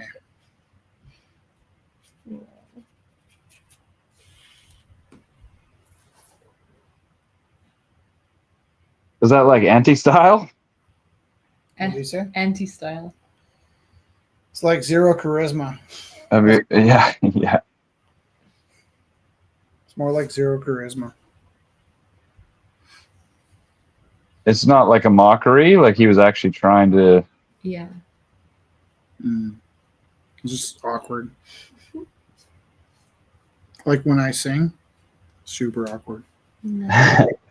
But here's the funny thing is I really love to sing as my puppet. And then I speed up the voice. My puppet's voice is constantly sped up. So I do this thing. I might do a whole interview and I just toggle back and forth and I speed my pitch up and I leave whoever I'm interviewing's voice the same. And it's just like an ongoing thing. And every now and then it stumbles, like when I was interviewing Galen. If he laughed while I was talking, his pitch for his laugh would be off. But I think all the quirkiness of what we do and everything goes wrong adds to what we're doing. Always. But when I started singing, it was during COVID as a puppet. And what I really loved was how my puppet's voice struggling was really sweet when he wouldn't hit the note. But after about 3 weeks, I started hitting the note. And it didn't have the same magic, so I had to like intentionally strain my voice to not make the note. And so it's pretty horrific to hear me recording. Like it's like a dead cat, but then when I up pitch it like one notch, it's sweet as hell. Like, oh, he's really trying. It's really sweet. Everything I do, my wife thinks is sweet, so that's a bit dangerous. Your little guy is sweet as a puppet, though. What's that? You are sweet as a puppet. Thanks, man. Isn't that like part of why I have a puppet? It's not my chance to be sweet. That was one of my he says like a puppet, like a therapy puppet. I also You have gotta let it out, Rich. You gotta let that sweetness out. Right.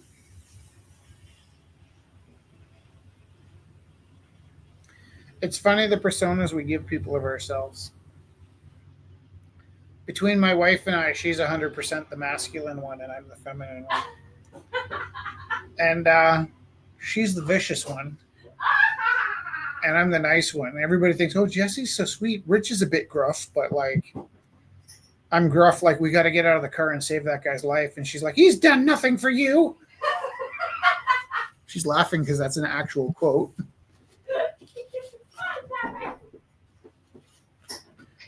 Like your self-preservation.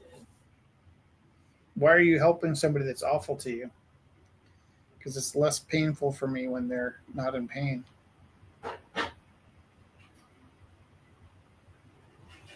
If your torturer needs a back rub, you're going to give him a back rub? I do, yeah. And Yeah. it makes Jesse so angry. There is a hint of malice in this. There is a tiny hint of I told you so in half of my kind acts. Half of my kind acts are because, well, I'd say about a third of my kind acts are earnestly, I just want to help. Whether they're nice to me or not, I just like helping people, right? Then a third of my kind acts are like, there's a secret revenge that I know works. And then another third of my kind acts might have like a hint of I told you so, but also a sense of obligation. So, but here's the secret viciousness of being kind. Are you ready? Yeah. I swear you probably heard the story 20 times, but on the off chance there's anybody listening that hasn't heard it, I'm going to tell it one more time. I was 17 or 18 years old, and I was in my first year of ACAD, and I was in a really heavy humanities academic class that involved a lot of reading.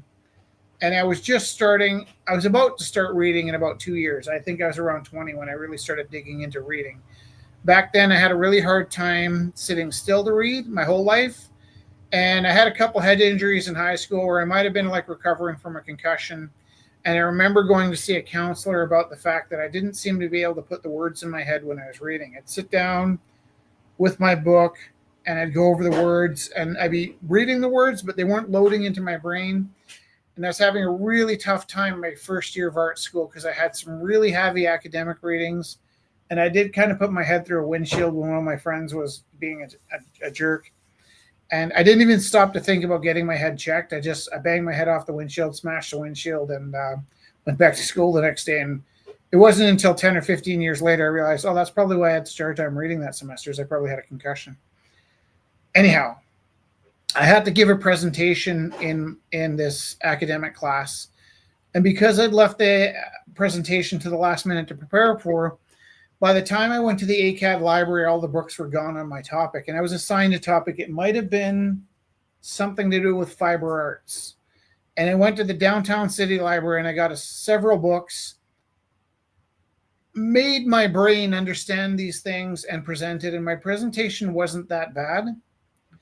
But the parts of the books that I read to the class were really like clumsy because I wasn't reading out loud as a young person. I didn't have the skill. And I probably stumbled over my words several times during this presentation. It so happened that at the back of the classroom was the girl that I was dating at the time. I think she was my girlfriend for about 3 years. Sitting in front of my girlfriend in this class was two kind of middle-aged women that sort of went through their lives. Their kids grew up and they decided to go to ACAD. They had sort of a parallel sort of finding themselves as adult women, signed up for a class. Maybe they were feeling some anxiety about being in a classroom with a kid that couldn't read. I don't know. But they're sort of poking fun at my reading while I was presenting. It was a little distracting listening to them whisper and giggle. But the girl I was dating at the time was ready to stab them because they were mocking me while I was struggling. Good. You'd love her, yeah. And I sat down with my book, and the habit was after you presented, you'd pass the books around the room. And have you heard the story 30 times, Zach? No, I don't think so. I haven't Okay. heard this one. So I sat down and I passed my book around the room, and it would take a while because people would look at the book and pass them on, look at the book, pass them on.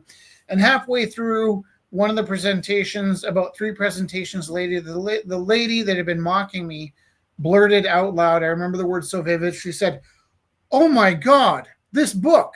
Who took out this book? This book is essential to my practice." Those are the exact same words, and I'll quote those words every single time. Yeah.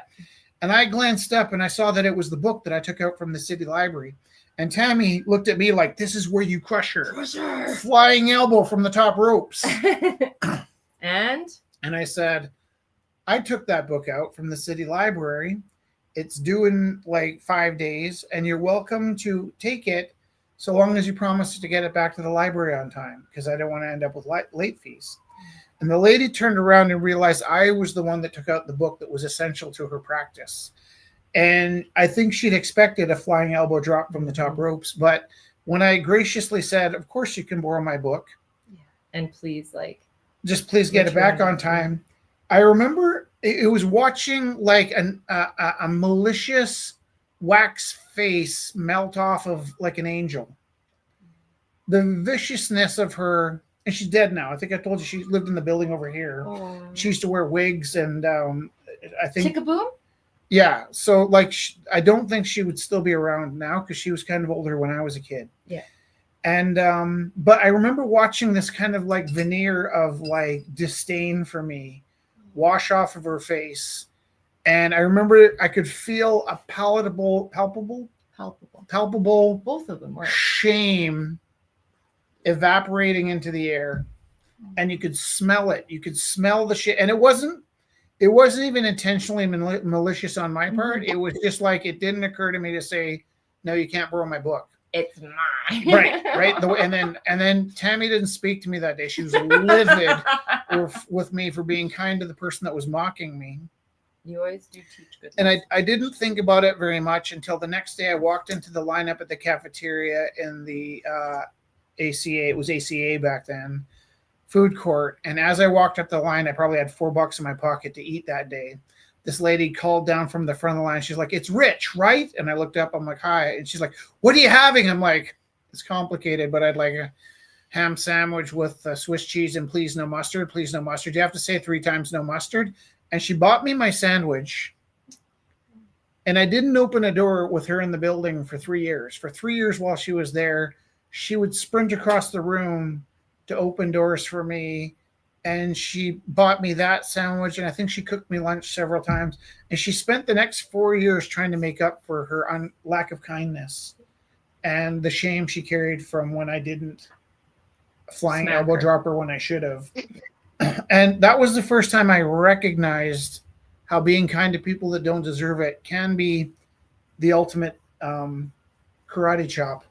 But I've never purposely instigated kindness to somebody that didn't deserve it, so much as after the fact, I often realize how devastating it can be to not get that slap in the chops when you deserve it, right? And that's my story about that. What's really interesting is what you were talking about earlier, and that word deserve it. And maybe you're saying that no one deserves to be treated like that. And you're like, really, I think that's like that's a big idea. I was raised at a time when it wasn't okay to be sweet, so I learned to hide it really well. You're very sweet. I hide it so well. No, you don't. Your sweetness comes out. I'm sick of drawing. I don't want to do this anymore. Just Don't kidding. throw your paper. Okay. What should There's I make? Coffee. There's I could do a couple more Willis Conovers. Then do it. I could. I'll do it. I will con over. Who's Conover adjacent? Like, should you do like a 7 levels of separation? Like, Nice. this guy was with this guy, so this musician's with this guy who was also. I will tell you this. We had to hunt down the book about Willis Conover. I had this idea there's probably a book about Willis Conover. And I like books and I like audiobooks. And actually, Zach. Yeah. Can I give you a little like advice? Shoot.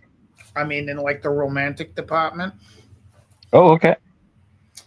I need that. That's why I asked, because I know I'm. Can I give I'm just kidding. I'll take all the help I can get. Yeah. Can I give you a little piece? Do you remember Good Looking Daniel? Yeah. He had a book called like The Art of Seduction. That was like one of those like pickup books that he learned from Robertson. And I never teased him about it, but I'm meaning to save that bombshell for one day because Bruce Robertson was reading a book about how to meet girls or how to talk to women or something like that. And it's just super funny. The good looking Daniel had that book because he was the best looking guy ever. And he didn't need any like book to teach him how to talk. But anyhow, I do have one piece of advice, and it's something that I picked up from Alec Baldwin. I was about 15.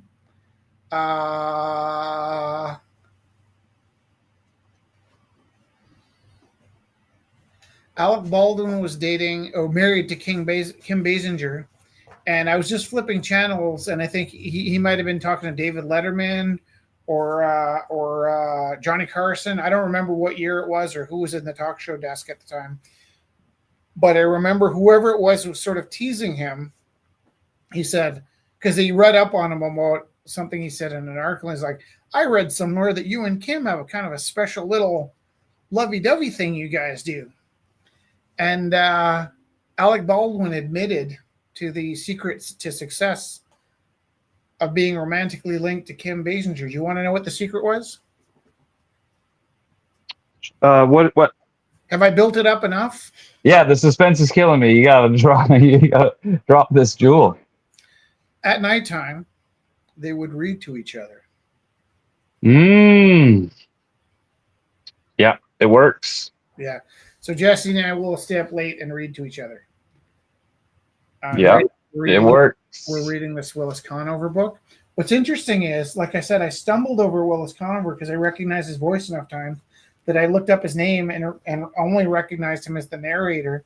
And then the guy that wrote this book also had never heard of Willis Conover, but he finished a book about a jazz musician. He was at a jazz event, and he was talking to somebody that loved jazz, and the guy goes, well, what are you doing next? And he goes, I don't know what I'm doing next. He said, you need to write about Willis Conover. And he's like, I'd never heard of Willis Conover. But then once he had that name, absolutely everyone that mattered, when he brought up the name Willis Conover, would throw themselves on the ground and start bawling about how important this guy was to their life. So this guy was a guy that stood behind all the guys that we look to and think probably would have driven off a bridge if it wasn't for that guy. That you know, guy, yeah. 3 o'clock in the morning, I'm in my Jeep Cherokee looking for a bridge that will take me to the other side, and Good Vibrations comes on the radio, and I think maybe I'll give it one more day. But Willis Conover, well, look at, I mean,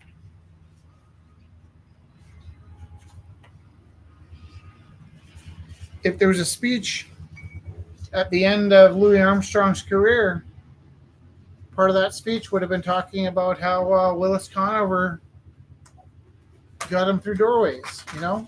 And if there's a speech at the end of Count Basie's career, part of that speech would have been how Willis Conover got him through these doorways. And there's a speech at the end of Duke Ellington's career. And actually, this is a crossover, because Duke Ellington also knew our friend Alexander Elliott. Oh, true. Yeah. That's a good crossover. Nice. Duke Ellington. Here's Willis Duke. Conover Ella. with Ella Fitzgerald, and they loved him. These giants, these jazz giants, loved him. And the other crazy thing that kind of blows your mind reading the book is like, it's a little bit like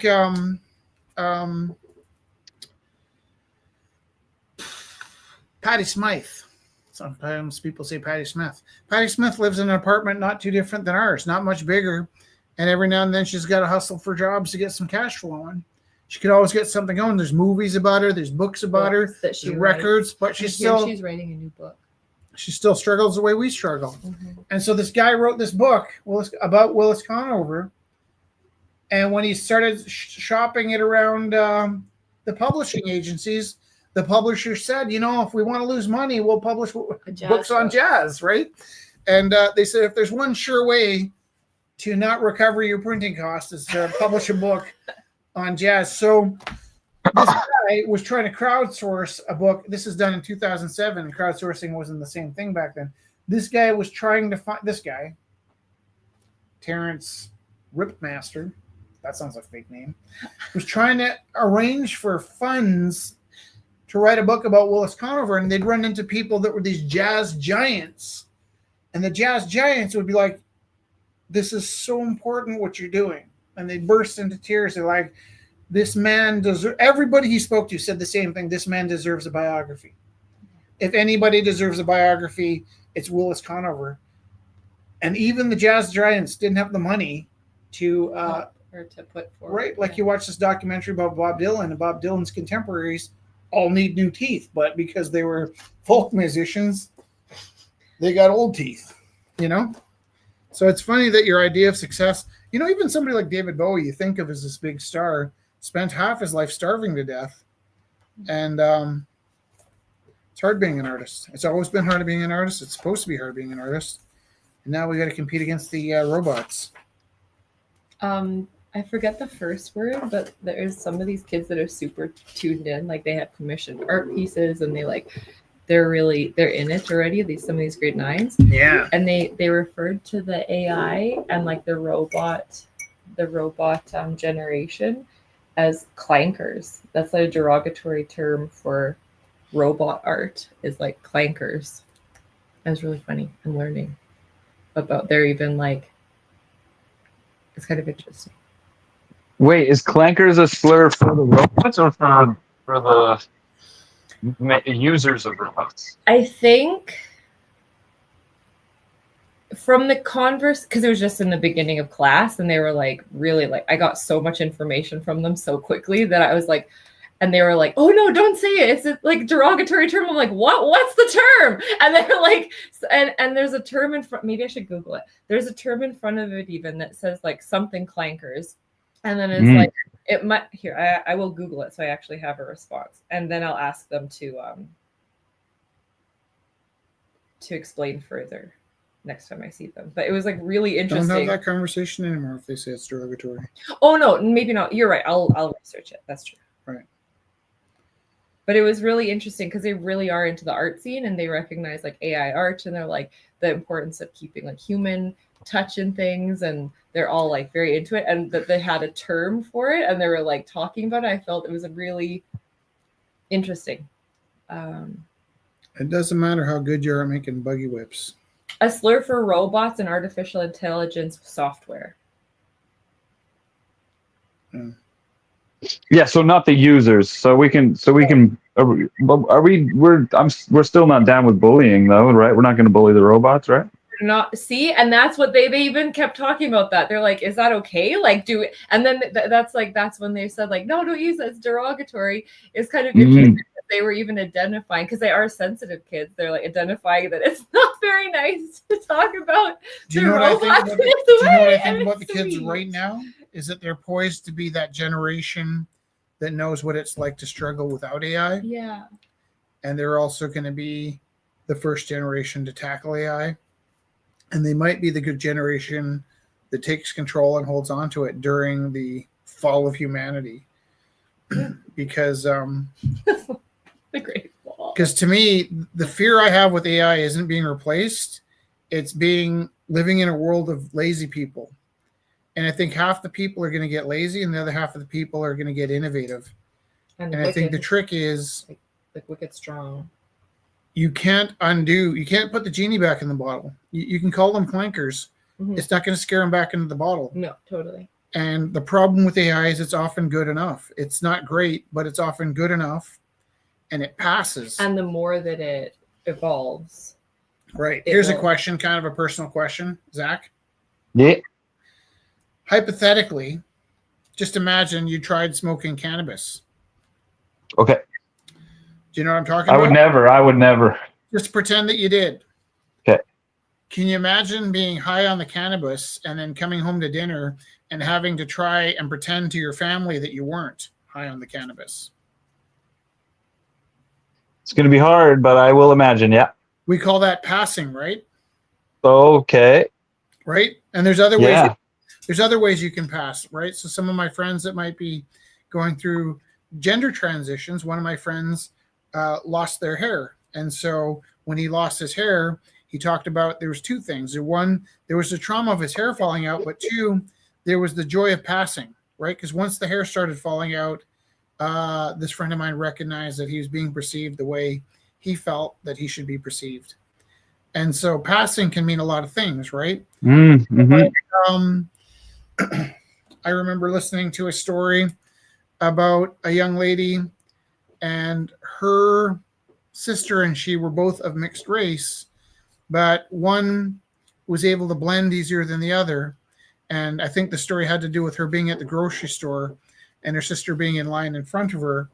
And because of the way the lighter sister looked, the teller at the store made a comment about her sister and she just lost it and almost got arrested. And, you know, I can totally see how that could happen. But that talks about people use the word passing in different ways, and in different generations they use it meaning different things, right? But I feel like the problem with AI is it can pass, you know? Mm-hmm. Mm-hmm. Right? Like if your AI Yeah. what I think I've said this before. I like putting my artwork into the AI and asking it what it thinks. And I can take the most random. I could take this painting. Flip me over. Oh, I'll put it here. Sorry. I could take this painting and drop it into my AI, and it's going to go, that looks like a Rich Teru, right? And then it'll say, it kind of looks like Rich wasn't really paying attention. He was probably just doodling and talking. And then if I put this painting in, as vague as this is, the AI is going to go, that looks like Willis Conover. And the piece that we sent to the poetry magazine in Los Angeles was I put a picture of Allen Ginsberg into the AI, and it immediately recognized, and it'll say details like, oh, that looks like you mixed your own inks and did a random sketch of what Allen Ginsberg. And the guy I sent it to sent me back a message saying, that's beautiful. Was that Ginsberg? So sometimes you're painting something and the people in your life go, oh, who is that? And like that can also be a bit of a burn too, right? Like, you know, he's got a red hat and red boots and a big white beard. And then the people that walk up to look at your painting go, oh, who is that? Like, you know who it is. Don't give me that crap. You know who it is. You know, my friends. What you talking about? But if you're interested, and I don't know if this matters to you or not, because I'm not bothered if people use projectors, right?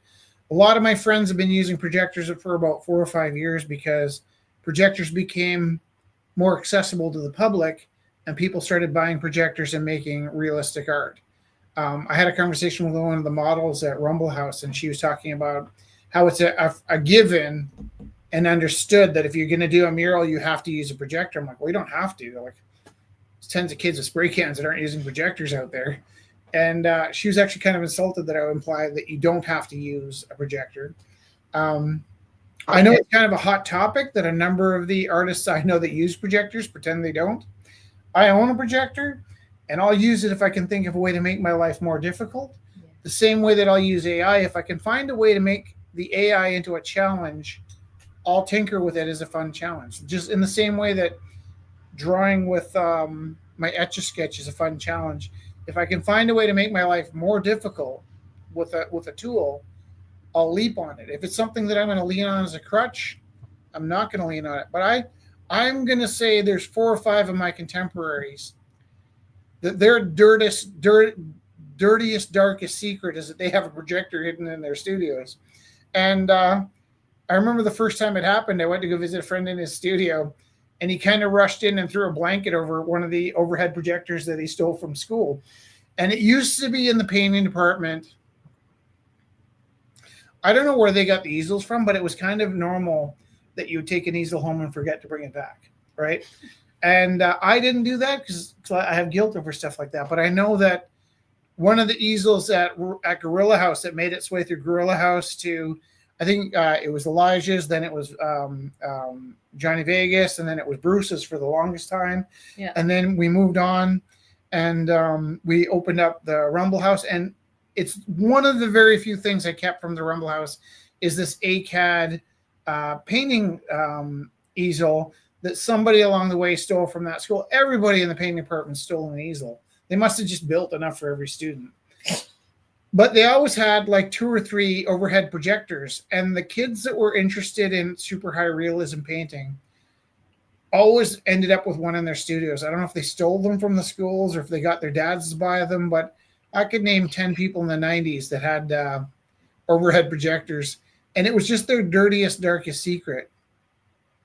But you can take any of their paintings and throw it into the AI and say, does this look projected? And it'll tell you whether it was projected or not. And that's pretty fun. It's pretty interesting watching those, X-ray underpants. I'm looking at pictures of Ellington. And by the way, I can also tell by how people react when, Zach, do you have a projector? Yeah. Oh yeah. What do you use it for? We call them they're like cheater paintings. We like projector paintings. What do you mean we? I'm like, me and a buddy of mine. So I haven't done it in a minute. This guy's moved back to Calgary. Yeah, and then so. But we would do really cool. Really. Oh. Sorry, do you feel like the projector is cheating? Because I don't. But I also. There could be people that buy paintings off you, thinking that you freehanded it, and then they find out it was projected and they want their money back, right? Now, I would say those are people that don't know much about art making. Yeah, I was gonna say. But it is still kind of a thing that you don't like. You see your friend's painting and that one was projected, and you don't say anything because you don't want to humiliate them. But also, sometimes I would see. Okay, there was times where I'm thinking of this one artist I know that does super high realism painting. And I knew he projected. I never thought to ask him about it. It was just a kind of given. I could tell that painting was projected. And then one time I saw he used the grid system on his painting while he was working on it. So he had the grid system set up for the drawing he was working with, and he had the grid system set up on the painting. And then there was a picture of him working on his just the draftsmanship of the painting. But this was the hilarious part. And I don't know if I've ever talked about this in public before. The grid on the illustration that he was working from was a different ratio than the grid that he put on his painting. So it was just a farce where he drew lines on both the painting and the reference drawing. Even though they didn't line up, he was pretending he used a grid to get the super high realism. And just looking at it, I'm like, who do you think you're fooling? And I'm more insulted that he would try and fool us than that he's, This was a participant at the Rumble. This was I have a number of friends that didn't participate at the Rumble, that were kind of like highly respected artists amongst the city, really supportive of what I do. Often talked about dropping in, and didn't. And one of the reasons why I think they didn't drop in is that their draftsmanship would have been drastically different if they were painting in public, right? There would have been, just something missing about that live art painting. And I also think that with AI, the ability to perform in front of people, what we're doing right now, I think is going to be essential to the future of arts. I think that improv theater won't be replaced by AI. Script writing might be. Rich. Yeah. My 5 elevators. Oh, look how beautiful. Okay. Here. That, every one of them is a laser print. Yep. Oh, cool. I'm not against every single one is a laser print, and I just go from there. Because why? Well, because I'm lazy. No, but I'm not against technology. All I'm saying is that there's an earnestness in being open about how you make these things. Yeah. I think even with whether you use a projector or not is really irrelevant. I remember when I was in the printing industry, we would do these really high quality print runs of this nature artist, and he was totally open about the fact, oh yeah, I use I project the animal onto the thing, and away I go. Yeah. I mean, his skill set was in actually painting realistically, right? Yeah. But taking the time to draw to draw the animal or the background or whatever. No, that's bang. That's what a projector's for. And Again, I'm not against technology. yeah, And I'm not insisting people have to be transparent about their artwork. no. What I am saying, though, is that there's stigmas that we kind of guard and protect. And, what's in your friends, like, for instance, if that guy that was doing projections of his animal pieces was selling his artwork in a gallery and going out of his way to pretend that he didn't use a projector, I think Well, he did it. And the interesting thing was he wasn't interested in selling the originals. He was selling high quality reproductions. You Yeah. know? Like bait. And to him, it was we'll call it, for lack of a better term, it was just a job. Yeah. Totally. But not Van Gogh. No, not Van Gogh. So what I'm saying is that, if you're and there's lots of artists, lots of world famous artists that don't even do their own work, and it's commonly understood that they hire art interns to do the work for them, and I don't have a problem with that either. There are sometimes more room when the gallery's backing them for that. That was their innovation, was to have other people do their paintings and take credit for it. That's sometimes considered part of the conceptual art innovation. So really, the difference is when you're being sneaky about it. Really. Well, yeah, if you gotta bullshit about how what your process is, then yeah, you're a fraud. But whatever. But I also don't think it's anybody's business. If you want to keep it to yourself, I'm supportive of that. I'm just saying, when I watch the people go into deep modes of subterfuge to create illusions over what they're creating, Yeah. all of those things can be unraveled with the AI. You can just pop the image into AI, and AI will talk about their process, and they'll tell you whether this was projected or it wasn't. One time I did a painting that was highly realistic, and I did not use a projector for it, but it was bang on enough that my wife, it's a painting of my wife who I painted many times. Some kid I'd never met before that followed the Rumble House sent me a message saying, "That's really good. Did you paint it freehand?" And I was like, "Are you suggesting I might have used a projector?" Rather than arguing whether I did or didn't use a projector, I pulled out my Etch-a-Sketch and I did an equally lifelike sketch on my Etch-a-Sketch of Jessica, and I sent back it to him, and he was like, "I guess I'm probably never going to ask you a question like that again." And I think because I can draw on an Etch-a-Sketch is part of the reason why I would guilt-free use a projector if I felt like it, because I know I can draw, and it's not part of something I'm trying to prove. I do think sometimes if you can't draw, and that's your dirty secret, it gets to be a bit of a burden, right? That would be so It's a thing that sad. you're hiding and living in secret, and that would be you're producing in secret. And when people come to your studio, you need 10 minutes to thing. throw a blanket over the projector. But the shape of a projector with a blanket on it, because everybody in the 90s had the same shaped lump in their room, right? Like, what's that over there?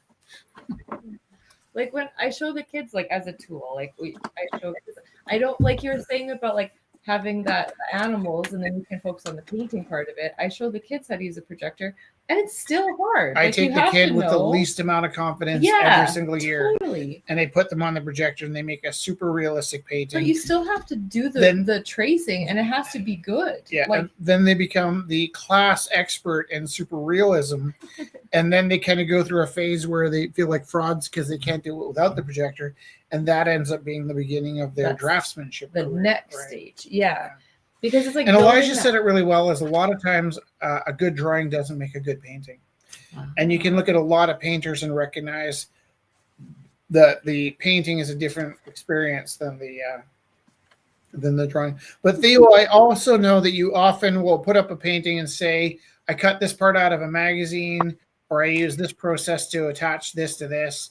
And I've even heard you say something along the lines, I'm going to be careful quoting you because I'll probably get it wrong, but I believe I've heard you say, "I'm a colorist." Yeah. I think I've heard you reject being something. I don't know what it was. Maybe you rejected being a painter or something, but Yeah, I'm not a painter. yeah. I didn't want to put So words in your mouth, interesting, but yeah. like I remember listening to these words, and I think they're very powerful words. Yeah, I color things. But I don't use paint in a traditional manner of mixing colors together to get. No, I'm a paint by numbers kind of guy. And You you and I both have white hair. Yep, Would it we be do. weird, would it be weird if either every now and then when I'm in the grocery store, I will grab the hair color off the shelf and throw it in the cart just to see what Jessica will say. I also go and put Twinkies in the cart because we eat really healthy, and I go up deadpan as I can, and I go to put it in the cart. She kind of looks and panics and go, "I'm just kidding," and then I put the hair coloring back. But it would be weird if I showed up with a dashing swath of brown 25-year-old hair online. Wouldn't you think that that was a bit out of character? No, I would just assume that you wanted to try something different. What if I Yeah. lost all the hair off the top of my head and purchased a toupee? Would that be weird? No. What if I grew out one side of my hair and coved it to the other side? Well, we're just talking individual preferences now, right? Well, I don't support these individuals. They're neither right nor wrong. It's whatever a person does It's that so they funny. want to do. I'm judging people. But I never buy hair color though. I just get some Kool-Aid. Apparently Kool-Aid works really well. I like that. When I had mostly brown hair, I would dye it blue sometimes. Well, there you go. Now that my hair's white, I feel like when I'm dyeing my hair blue, it's kind of desperate. Well, again, it gets back to the individual, doesn't it? Why do I want to do this? Is it because I'm feeling insecure about my hair and I want it to be different? And, hey, I think my hair would look great. Green, blue, and yellow, Yeah. Yeah. If it's expressing yourself, I think we're super supportive. If there's a sense that you might be hiding something, it carries a different weight, right? Yeah. Well, there's this singer-songwriter that I really like, Molly Tuttle. Do you know her? No. Oh, okay. Anyway, she's got a good rep. Anyway, she's got a genetic thing that she doesn't have any hair on her head. Mm-hmm. So she wears wigs all the time, and at other times, she comes out completely bald and performs. You have a different sensitivity when different people run into these troubles because the kids in my class, I'll say to them, how many of you have a dad that's got no hair on the top of their head? And they all laugh and put their hands up, half the kids. And they go, and does your family tease your dad about a shiny head? And they all laugh and go, yeah, of course. And I think if the hair falls off the top of your head, you have to learn to laugh at it. I think that's like a survival tactic. I do think it's strange when somebody loses their hair that we mock some people and we don't mock others. And I do think it's strange that when a young boy's voice cracks, we tease him about his voice cracking, but there's lots of things we would never tease other kids about. And I do think sometimes there's an inherent lack of sympathy for certain groups that we might see as privilege, right? Like maybe as men or like the privileged group, it's okay to tease them about their faulty follicles, right? I always, with my hair, because it's white, every now and then I'll catch a weird angle and think I have a bald spot in the back and I'll freak out like I care. And then I realize I'm not really going bald in the back. And then I try and go back to coaxing myself into believing that I'm too macho to care about that. But thank you for I want to listen to Molly Tuttle. I'm looking at her. Really cool. Yeah, she's a lovely singer and songwriter and performer. And Thank you. And she's got a great name. I just love her name. So cool. Tut tut, looks like rain. Very fun. I will tell you, I think Willis Conover might have been a bit of a womanizer. Well, gosh. Yeah. I've heard of men like that, Yeah. And at one time, you know, that was considered de rigueur. You know, you were supposed to be, you know, Yeah. having a harem on your arm. You know, especially if you were wealthy and everything. You know, you were expected to be a womanizer. Right. And nobody ever made a thought about all of those women that were, you know, being led along the garden path, so to speak. Some of them probably were doing it quite happily, but others were probably expending a fair amount of emotional energy, thinking they might be the one. Oh. You know what I think empowered that kind of what's the word? Misogyny? Misogynist behavior was war. I think if you had every generation, you sent half the teenage boys off to war and they came back, you know, dead or missing parts, that when you reduce the population of the men, it created an imbalance in the dating pool, and then these men would become sort of megalomaniac misogynists, like the Beach Boys song "Two Girls to Every Boy," is because those guys didn't go off to Vietnam. You know, like if you were on the beach in California and half the boys were sent away,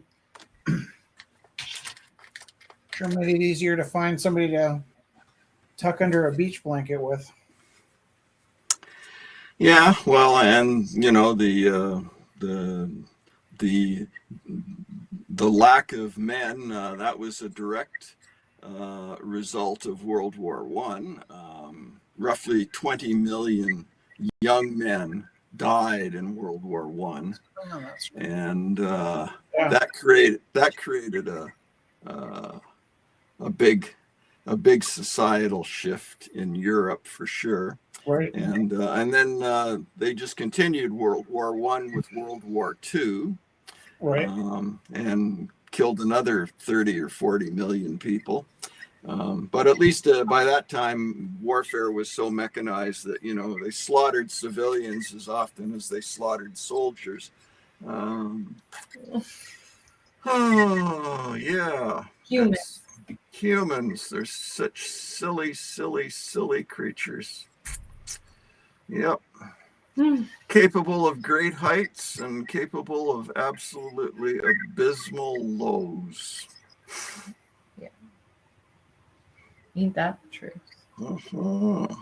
I really like this. Yeah, you can have it. I really like this. I really like the guy on the roof. That one's great. I like it. I do too. Yeah. I like that you're just saying like capable of such highs and lows, like that feeling of being on a rooftop, just like I am a golden like This is 100% me being in between paintings, and there was no thought. It's just automatic painting. but it even captures such a beautiful sense, Sure. like a story. I'm sure I was testing out the pigment and doing some different things, and I made some trees, and then I made some really I made a fence, and then my fence turned into fortress, and then my fortress grew some people. Right, because you're always talking about like the ratio and like the relative what makes a thing big or Is this small. a big house or a little house? Yeah, that's really cool.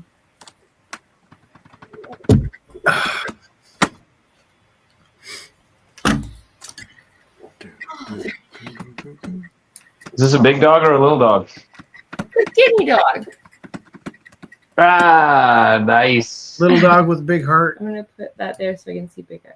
Oh, We gotta give him the eyes. Oh, is this better? It's pretty bright in here, hey? oh no, it was coming. It's okay. You don't have to turn the lights off. It's beautiful though. Does it work like that? Oh, I'm getting it delayed. It is, but Oh. that's too dark. Oh, okay.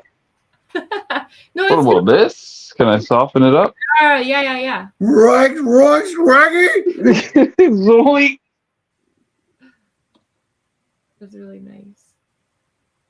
Yeah, he's cooler than the blimp, and looks like one of my paintings was looks like. Is Is it? that the same? Is Oh, that the that's same awesome. canvas Yeah. as the blimp? It was the blimp. It was like right over the blimp. Yeah. You upscaled it.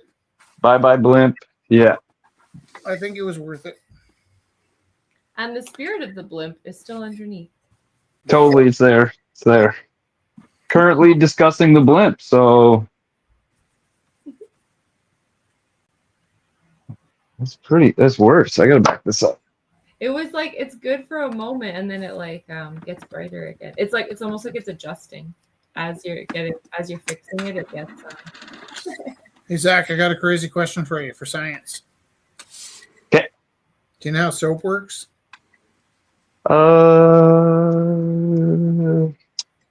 Not really. It's almost so obvious you might smack your forehead. Forehead smacker. Well, do you know how there's like antibacterial soap and that might kill germs? Okay. I think most kids would assume that. I'm not saying you're a kid. I'm just saying like I like to test out my science classes on adults because I consider you well informed and brilliant and lovely. And but I also tell my kids, you know what? Most adults don't know this, and I only learned it last week because I had to teach it to you. Right. And then one of my kids is like, well, aren't you supposed to know this stuff if you're a teacher? I'm like, well, I might be a really smart art teacher that they trust to teach science to you guys. And then I'm learning it as fast as I'm teaching it. But most of the teachers don't know this either. But I asked him if he knew, I asked the kids in my class if they knew how soap works. And it's pretty amazing. So you might have some bacteria on your skin, right? Or Correct. sand or debris or oil or something. All kinds of things could be on your skin, right? Yeah. Dust, chip rock. Yeah. So it's not that the soap kills the germs like you would think. It's that the soap's nature is what? What's the nature of the soap? Slippery. Right. So you got germs. Greasy. Because soap is fat. You got germs that are stuck to your skin, right? When you lather up that soap, what does it do? Slips off. The germs. Slips it off. Yeah. Little slider. Yeah. Isn't that amazingly simple? It's pretty straightforward. It makes sense too where soap comes from. So did you kind of know that in your heart, or like is that like something that your brain's just piecing together? They're going, yeah, that makes sense. Or No, yeah, I feel like that was back there somewhere. yeah. Yeah. Well, that's what I Yeah, like. for sure. And then also also confidently knowing how, like, early soaps, what early soaps were doing. So, What are they doing? well, it was like, wasn't it fat? It's rendered from fat, right? It's like, Yeah. Fight Club. yeah, exactly. There we go. So I. I might not have been able to ever put it so academically, but Well, I think I'd be able to get there. Gun to my head, I'd be able to get there. I'm actually doing it the opposite of academically. I'm doing it kind of in a practical sense. Like, let's talk. Are you telling me? You telling me I need a shower? No. How would I know? I'm not going to tell you you don't need a shower because Yeah. I know you might need a shower, and then it's time to start reading to the old lady, and maybe she doesn't want to hear what you got to read. She's a small dog. It'd be unethical for me to tell you from here whether I think it's going to go to. You want to know that I'm telling you truths that can be known. That's one of the biggest things. My pet peeves is when people tell me stuff that isn't knowable. It's just like, I had quite an isn't it? argument No. with my kid today about what was inside my head. I'm like, why would you want to go down that path? Like, clearly I know what's going on inside my head better than you. Like, Isn't everything knowable? no. Is this like Jahari's window shit? Like things we know and unknowns, unknown knowns? Like somebody's telling you a story, okay? And the story goes like this, okay? Bob and Mike go into a room, and Mike has to leave the room, and Bob gets, attacked by a leprechaun, and now he's dead. And Mike comes back in the room, and he goes around telling everybody that Bob died from a leprechaun attack. It's like, wait a minute, if he was dead when you got back in the room, how do you know what happened, right? Or if you're reading a book and the book's from first person, but the narrator dies, you're like, wait a minute, who told that story? Whoa, do you believe in telepathy? Yeah, I do. Yes, I Cool. do. Pizza. Then there it is. There it is. Then you can know it all. You could get a little Did I blip off the leprechaun.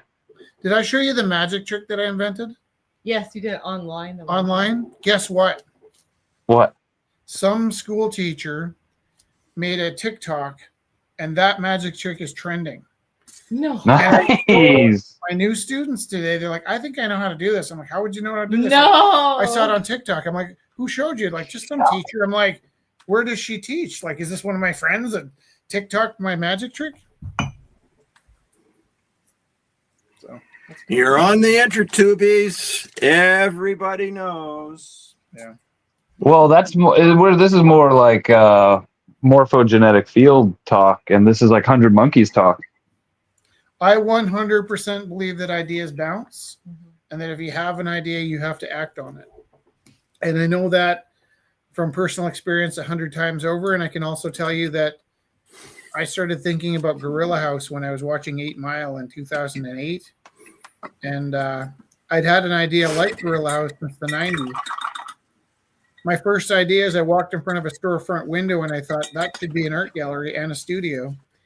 And then that sat in my head from 1993 to 2008. I was sitting in the theater at 2008 watching 8 Mile going, we should be having art battles. And that idea kicked around in my head for 5 years. And I finally got around to it. And 6 months after I opened Gorilla House, I got an email I actually reached out to Art Battles Canada when I found them because I was looking to see if somebody was going to have the same idea as me. And I saw Art Battles Canada and I called them up and I said, look, it looks to me, because the oldest reference I could find of them was a month fresher than my first broadcast. So I broadcast in July 2012 and the oldest reference I could find of them was August 2012. And he'd heard of me because somebody in Calgary had contacted this guy and said, there's a guy in Calgary doing what you do. And he came out from Toronto and we met in the back alley to talk about who owned the idea for art battles. And it was like two gunslingers walking towards each other. And we sat down and talked for half an hour. We realized we're living parallel lives. And we went for a walk to get some Vietnamese food. And Jess and Elijah and Rich were walking across the street. And Jess had a meltdown because she can't cross the street. And this guy who was my nemesis in terms of like thinking like which one of us came first stops and he looks at me and goes, we have a Megan too who can't cross the street. And we became very good friends for an hour or so and just decided not to mess with each other. I realized they did very different things. Yeah, well, they were doing a contest that had like chainsaws and we were like selling paintings Loving and everybody. trying to let people go home happy, but we used the same name. And that's why I didn't carry the name Art Battles over to Rumble House. I changed it to Rumbles because mostly I didn't want to be associated with Art Battles. But that's an idea I held on to for 5 years. And then I had this feeling like if I don't do it this summer, it's going to get done. And I did it that summer and ran into, there was Art Battles America, Art Battles Australia, and Art Battles Canada. And those all popped out in the year that I decided to leap on this idea. And strangely enough, the guy from Art Battles Canada insisted they'd been doing it since 2008. So I might even guess that guy was sitting in a theater watching 8 Mile going, why aren't we doing this? I believe the idea also started, there was 3 generations for that idea, and I think the first one might have been from watching Rattle and Hum, which I'm kind of embarrassed about.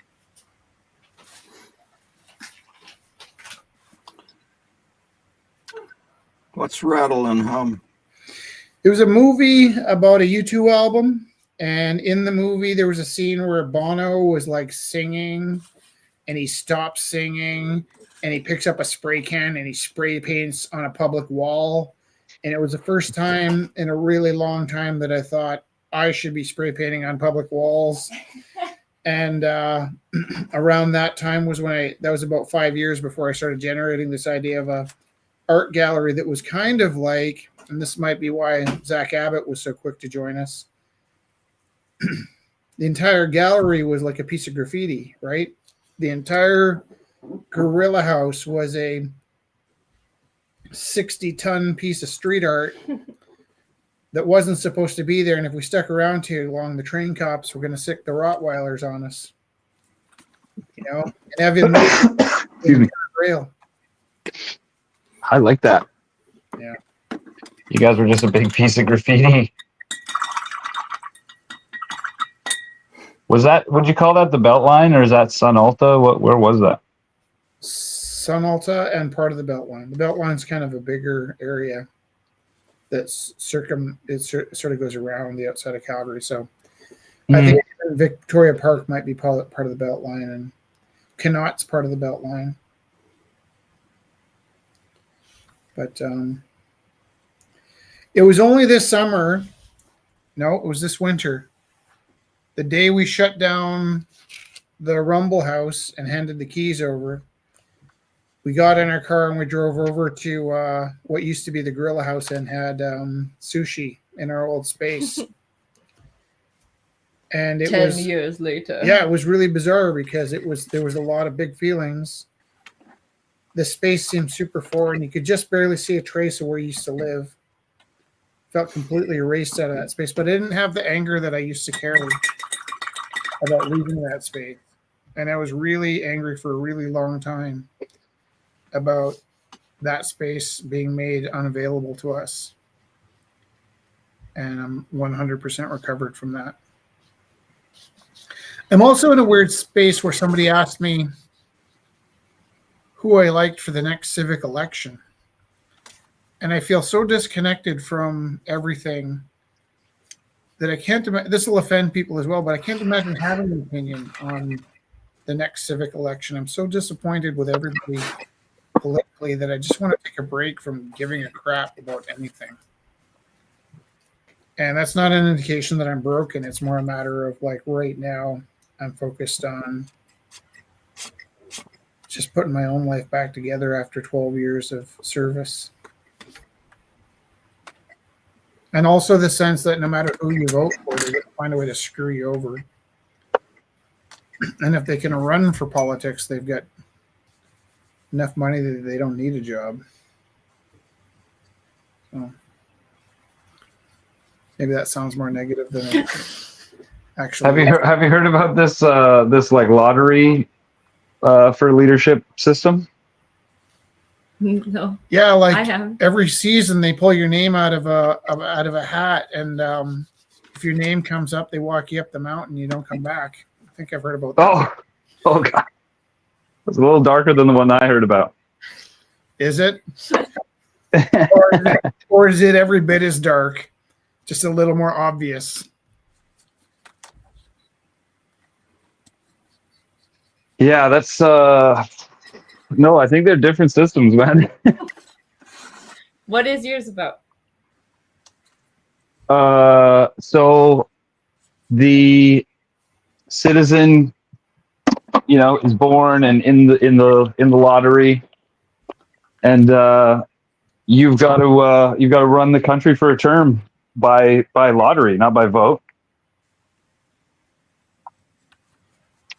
And that's the better system. That's the better way, because the guy who gets in by a lottery doesn't want to be there. You know, it's a little bit like jury duty. So you're going to just make the decisions you have to and get out of there. There's at least 100 people that were regulars at the Rumble House that I would not want to win that lottery. Yeah. That's part of my problem is I spent 12 years. But you don't want the current guy running the show to have won the lottery.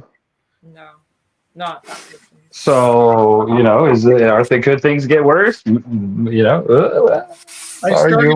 I started out as a nihilist, and I recovered from my nihilism for about a decade, and I'm drifting back towards nihilism. So.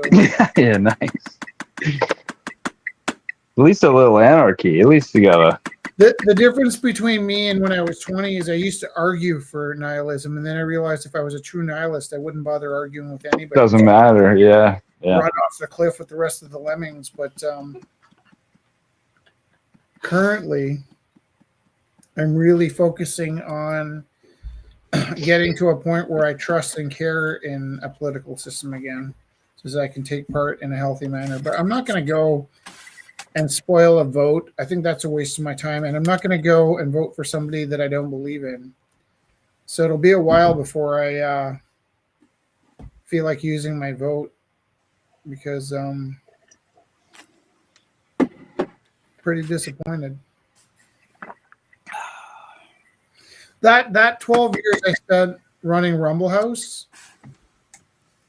had I been part of a city and I saw somebody doing what we were doing, I would have done everything I could to help them. Now, the fact that nobody lifted a finger to help us while we ran Gorilla House, provincially or city-wise, there's people that help us. There's thousands of people that help us. People, but in terms of the kinds of people that get involved in politics, and also the kinds of people that invite you to award nights and things like that, it wasn't just that they turned a blind eye. It was that they were actively sabotaging us on every level, whether it was intentional or not. We'd build something and they'd send a machine through the streets to knock it down, and they'd knock it down while we're building it. And I think it'll be a while before I put any faith in anybody. let's not finish like that. In fairness, though, they paved our park, and it turned out to be nice for a lot of people. So what the hell do I know? That is not true. Lots of people having fun in that park. They had fun in cooler climates with the grass and trees. Leave me to my nihilism. Oh, I'm entitled. no, that's not even nihilism. That's misguided. Okay, on the one hand, I'm working on loving everybody despite their politics. On the other hand, I judge people for dyeing their hair. I'm complex. This is a complex, and we are very nuanced beings, and we hold many ideas at the same time. Right. It's true. We can do that. Humans are complex. Humans are complex. It'll be interesting to see how our ratings dip after a night of Rich just venting all this. What will be terrible is if we go from 14,000 people to 36,000 people, and then I'll be obligated to be miserable all the time. They're like, I like this new side of you.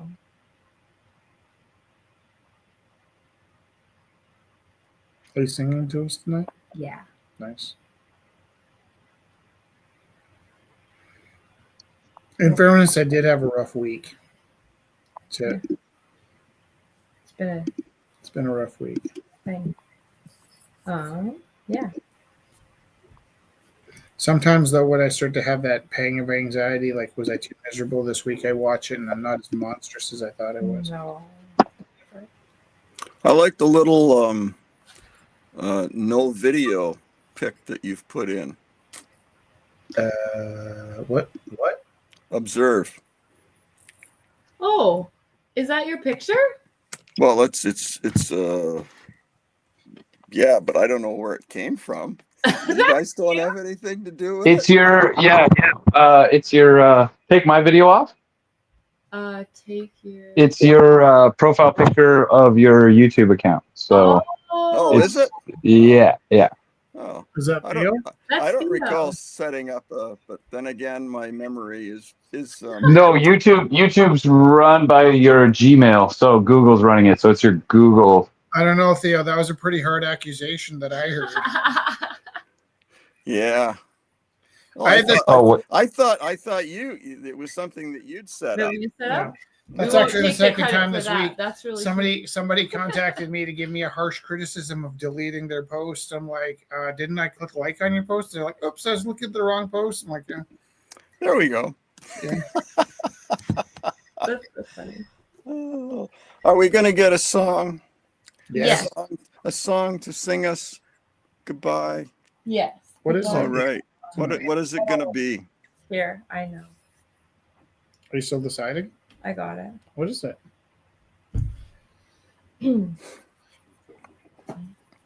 If you're traveling in the North Country Fair, where the winds hit heavy on the borderline. Remember me to the one who lives there. She once was a true love of mine. If you go when the snowflakes storm, when the rivers freeze and summer ends, but please see she has a coat so warm to keep her from the howling winds. See for me if her hair's hanging long, it rolls and flows all down her breast. See for me if her hair's. Why am I'm hearing Bob Dylan and Johnny Cash singing it at the same time, and my voice is going up and down at the same time. That's what happened. my brain's In schizophrenic the today. North Country Fair, where the winds blow, where the winds hit heavy on the board. You gotta sing with me. Borderline, remember me to the one who lives there. She once was a true love of mine. If you go when the snowflakes storm, when the rivers freeze, and the summers and you see for me. That was the cutest. Because Johnny Cash did such a shit job. I think low, yeah. And then Bob Dylan hits the high, and then even one part when the two of them are singing it, Bob Dylan messes up the lyrics, and it's the cutest thing. I think that was a good. They just tribute. smile at each other. I think Kelly's terror puppy liked your singing. Oh, that is so nice. Is it a terror puppy, Kelly? Very good. That is so nice. Well, that is sweet. Thank you, guys. Thank you so much for joining us. Thank you. Thank you, Theo, and thank you, Zach. Thank you. Yes. So Have a wonderful week. That was a lovely night, and have a great week. And take care of yourself and take care of everybody in your bubbles. Love you guys. Love you back. Ciao, ciao.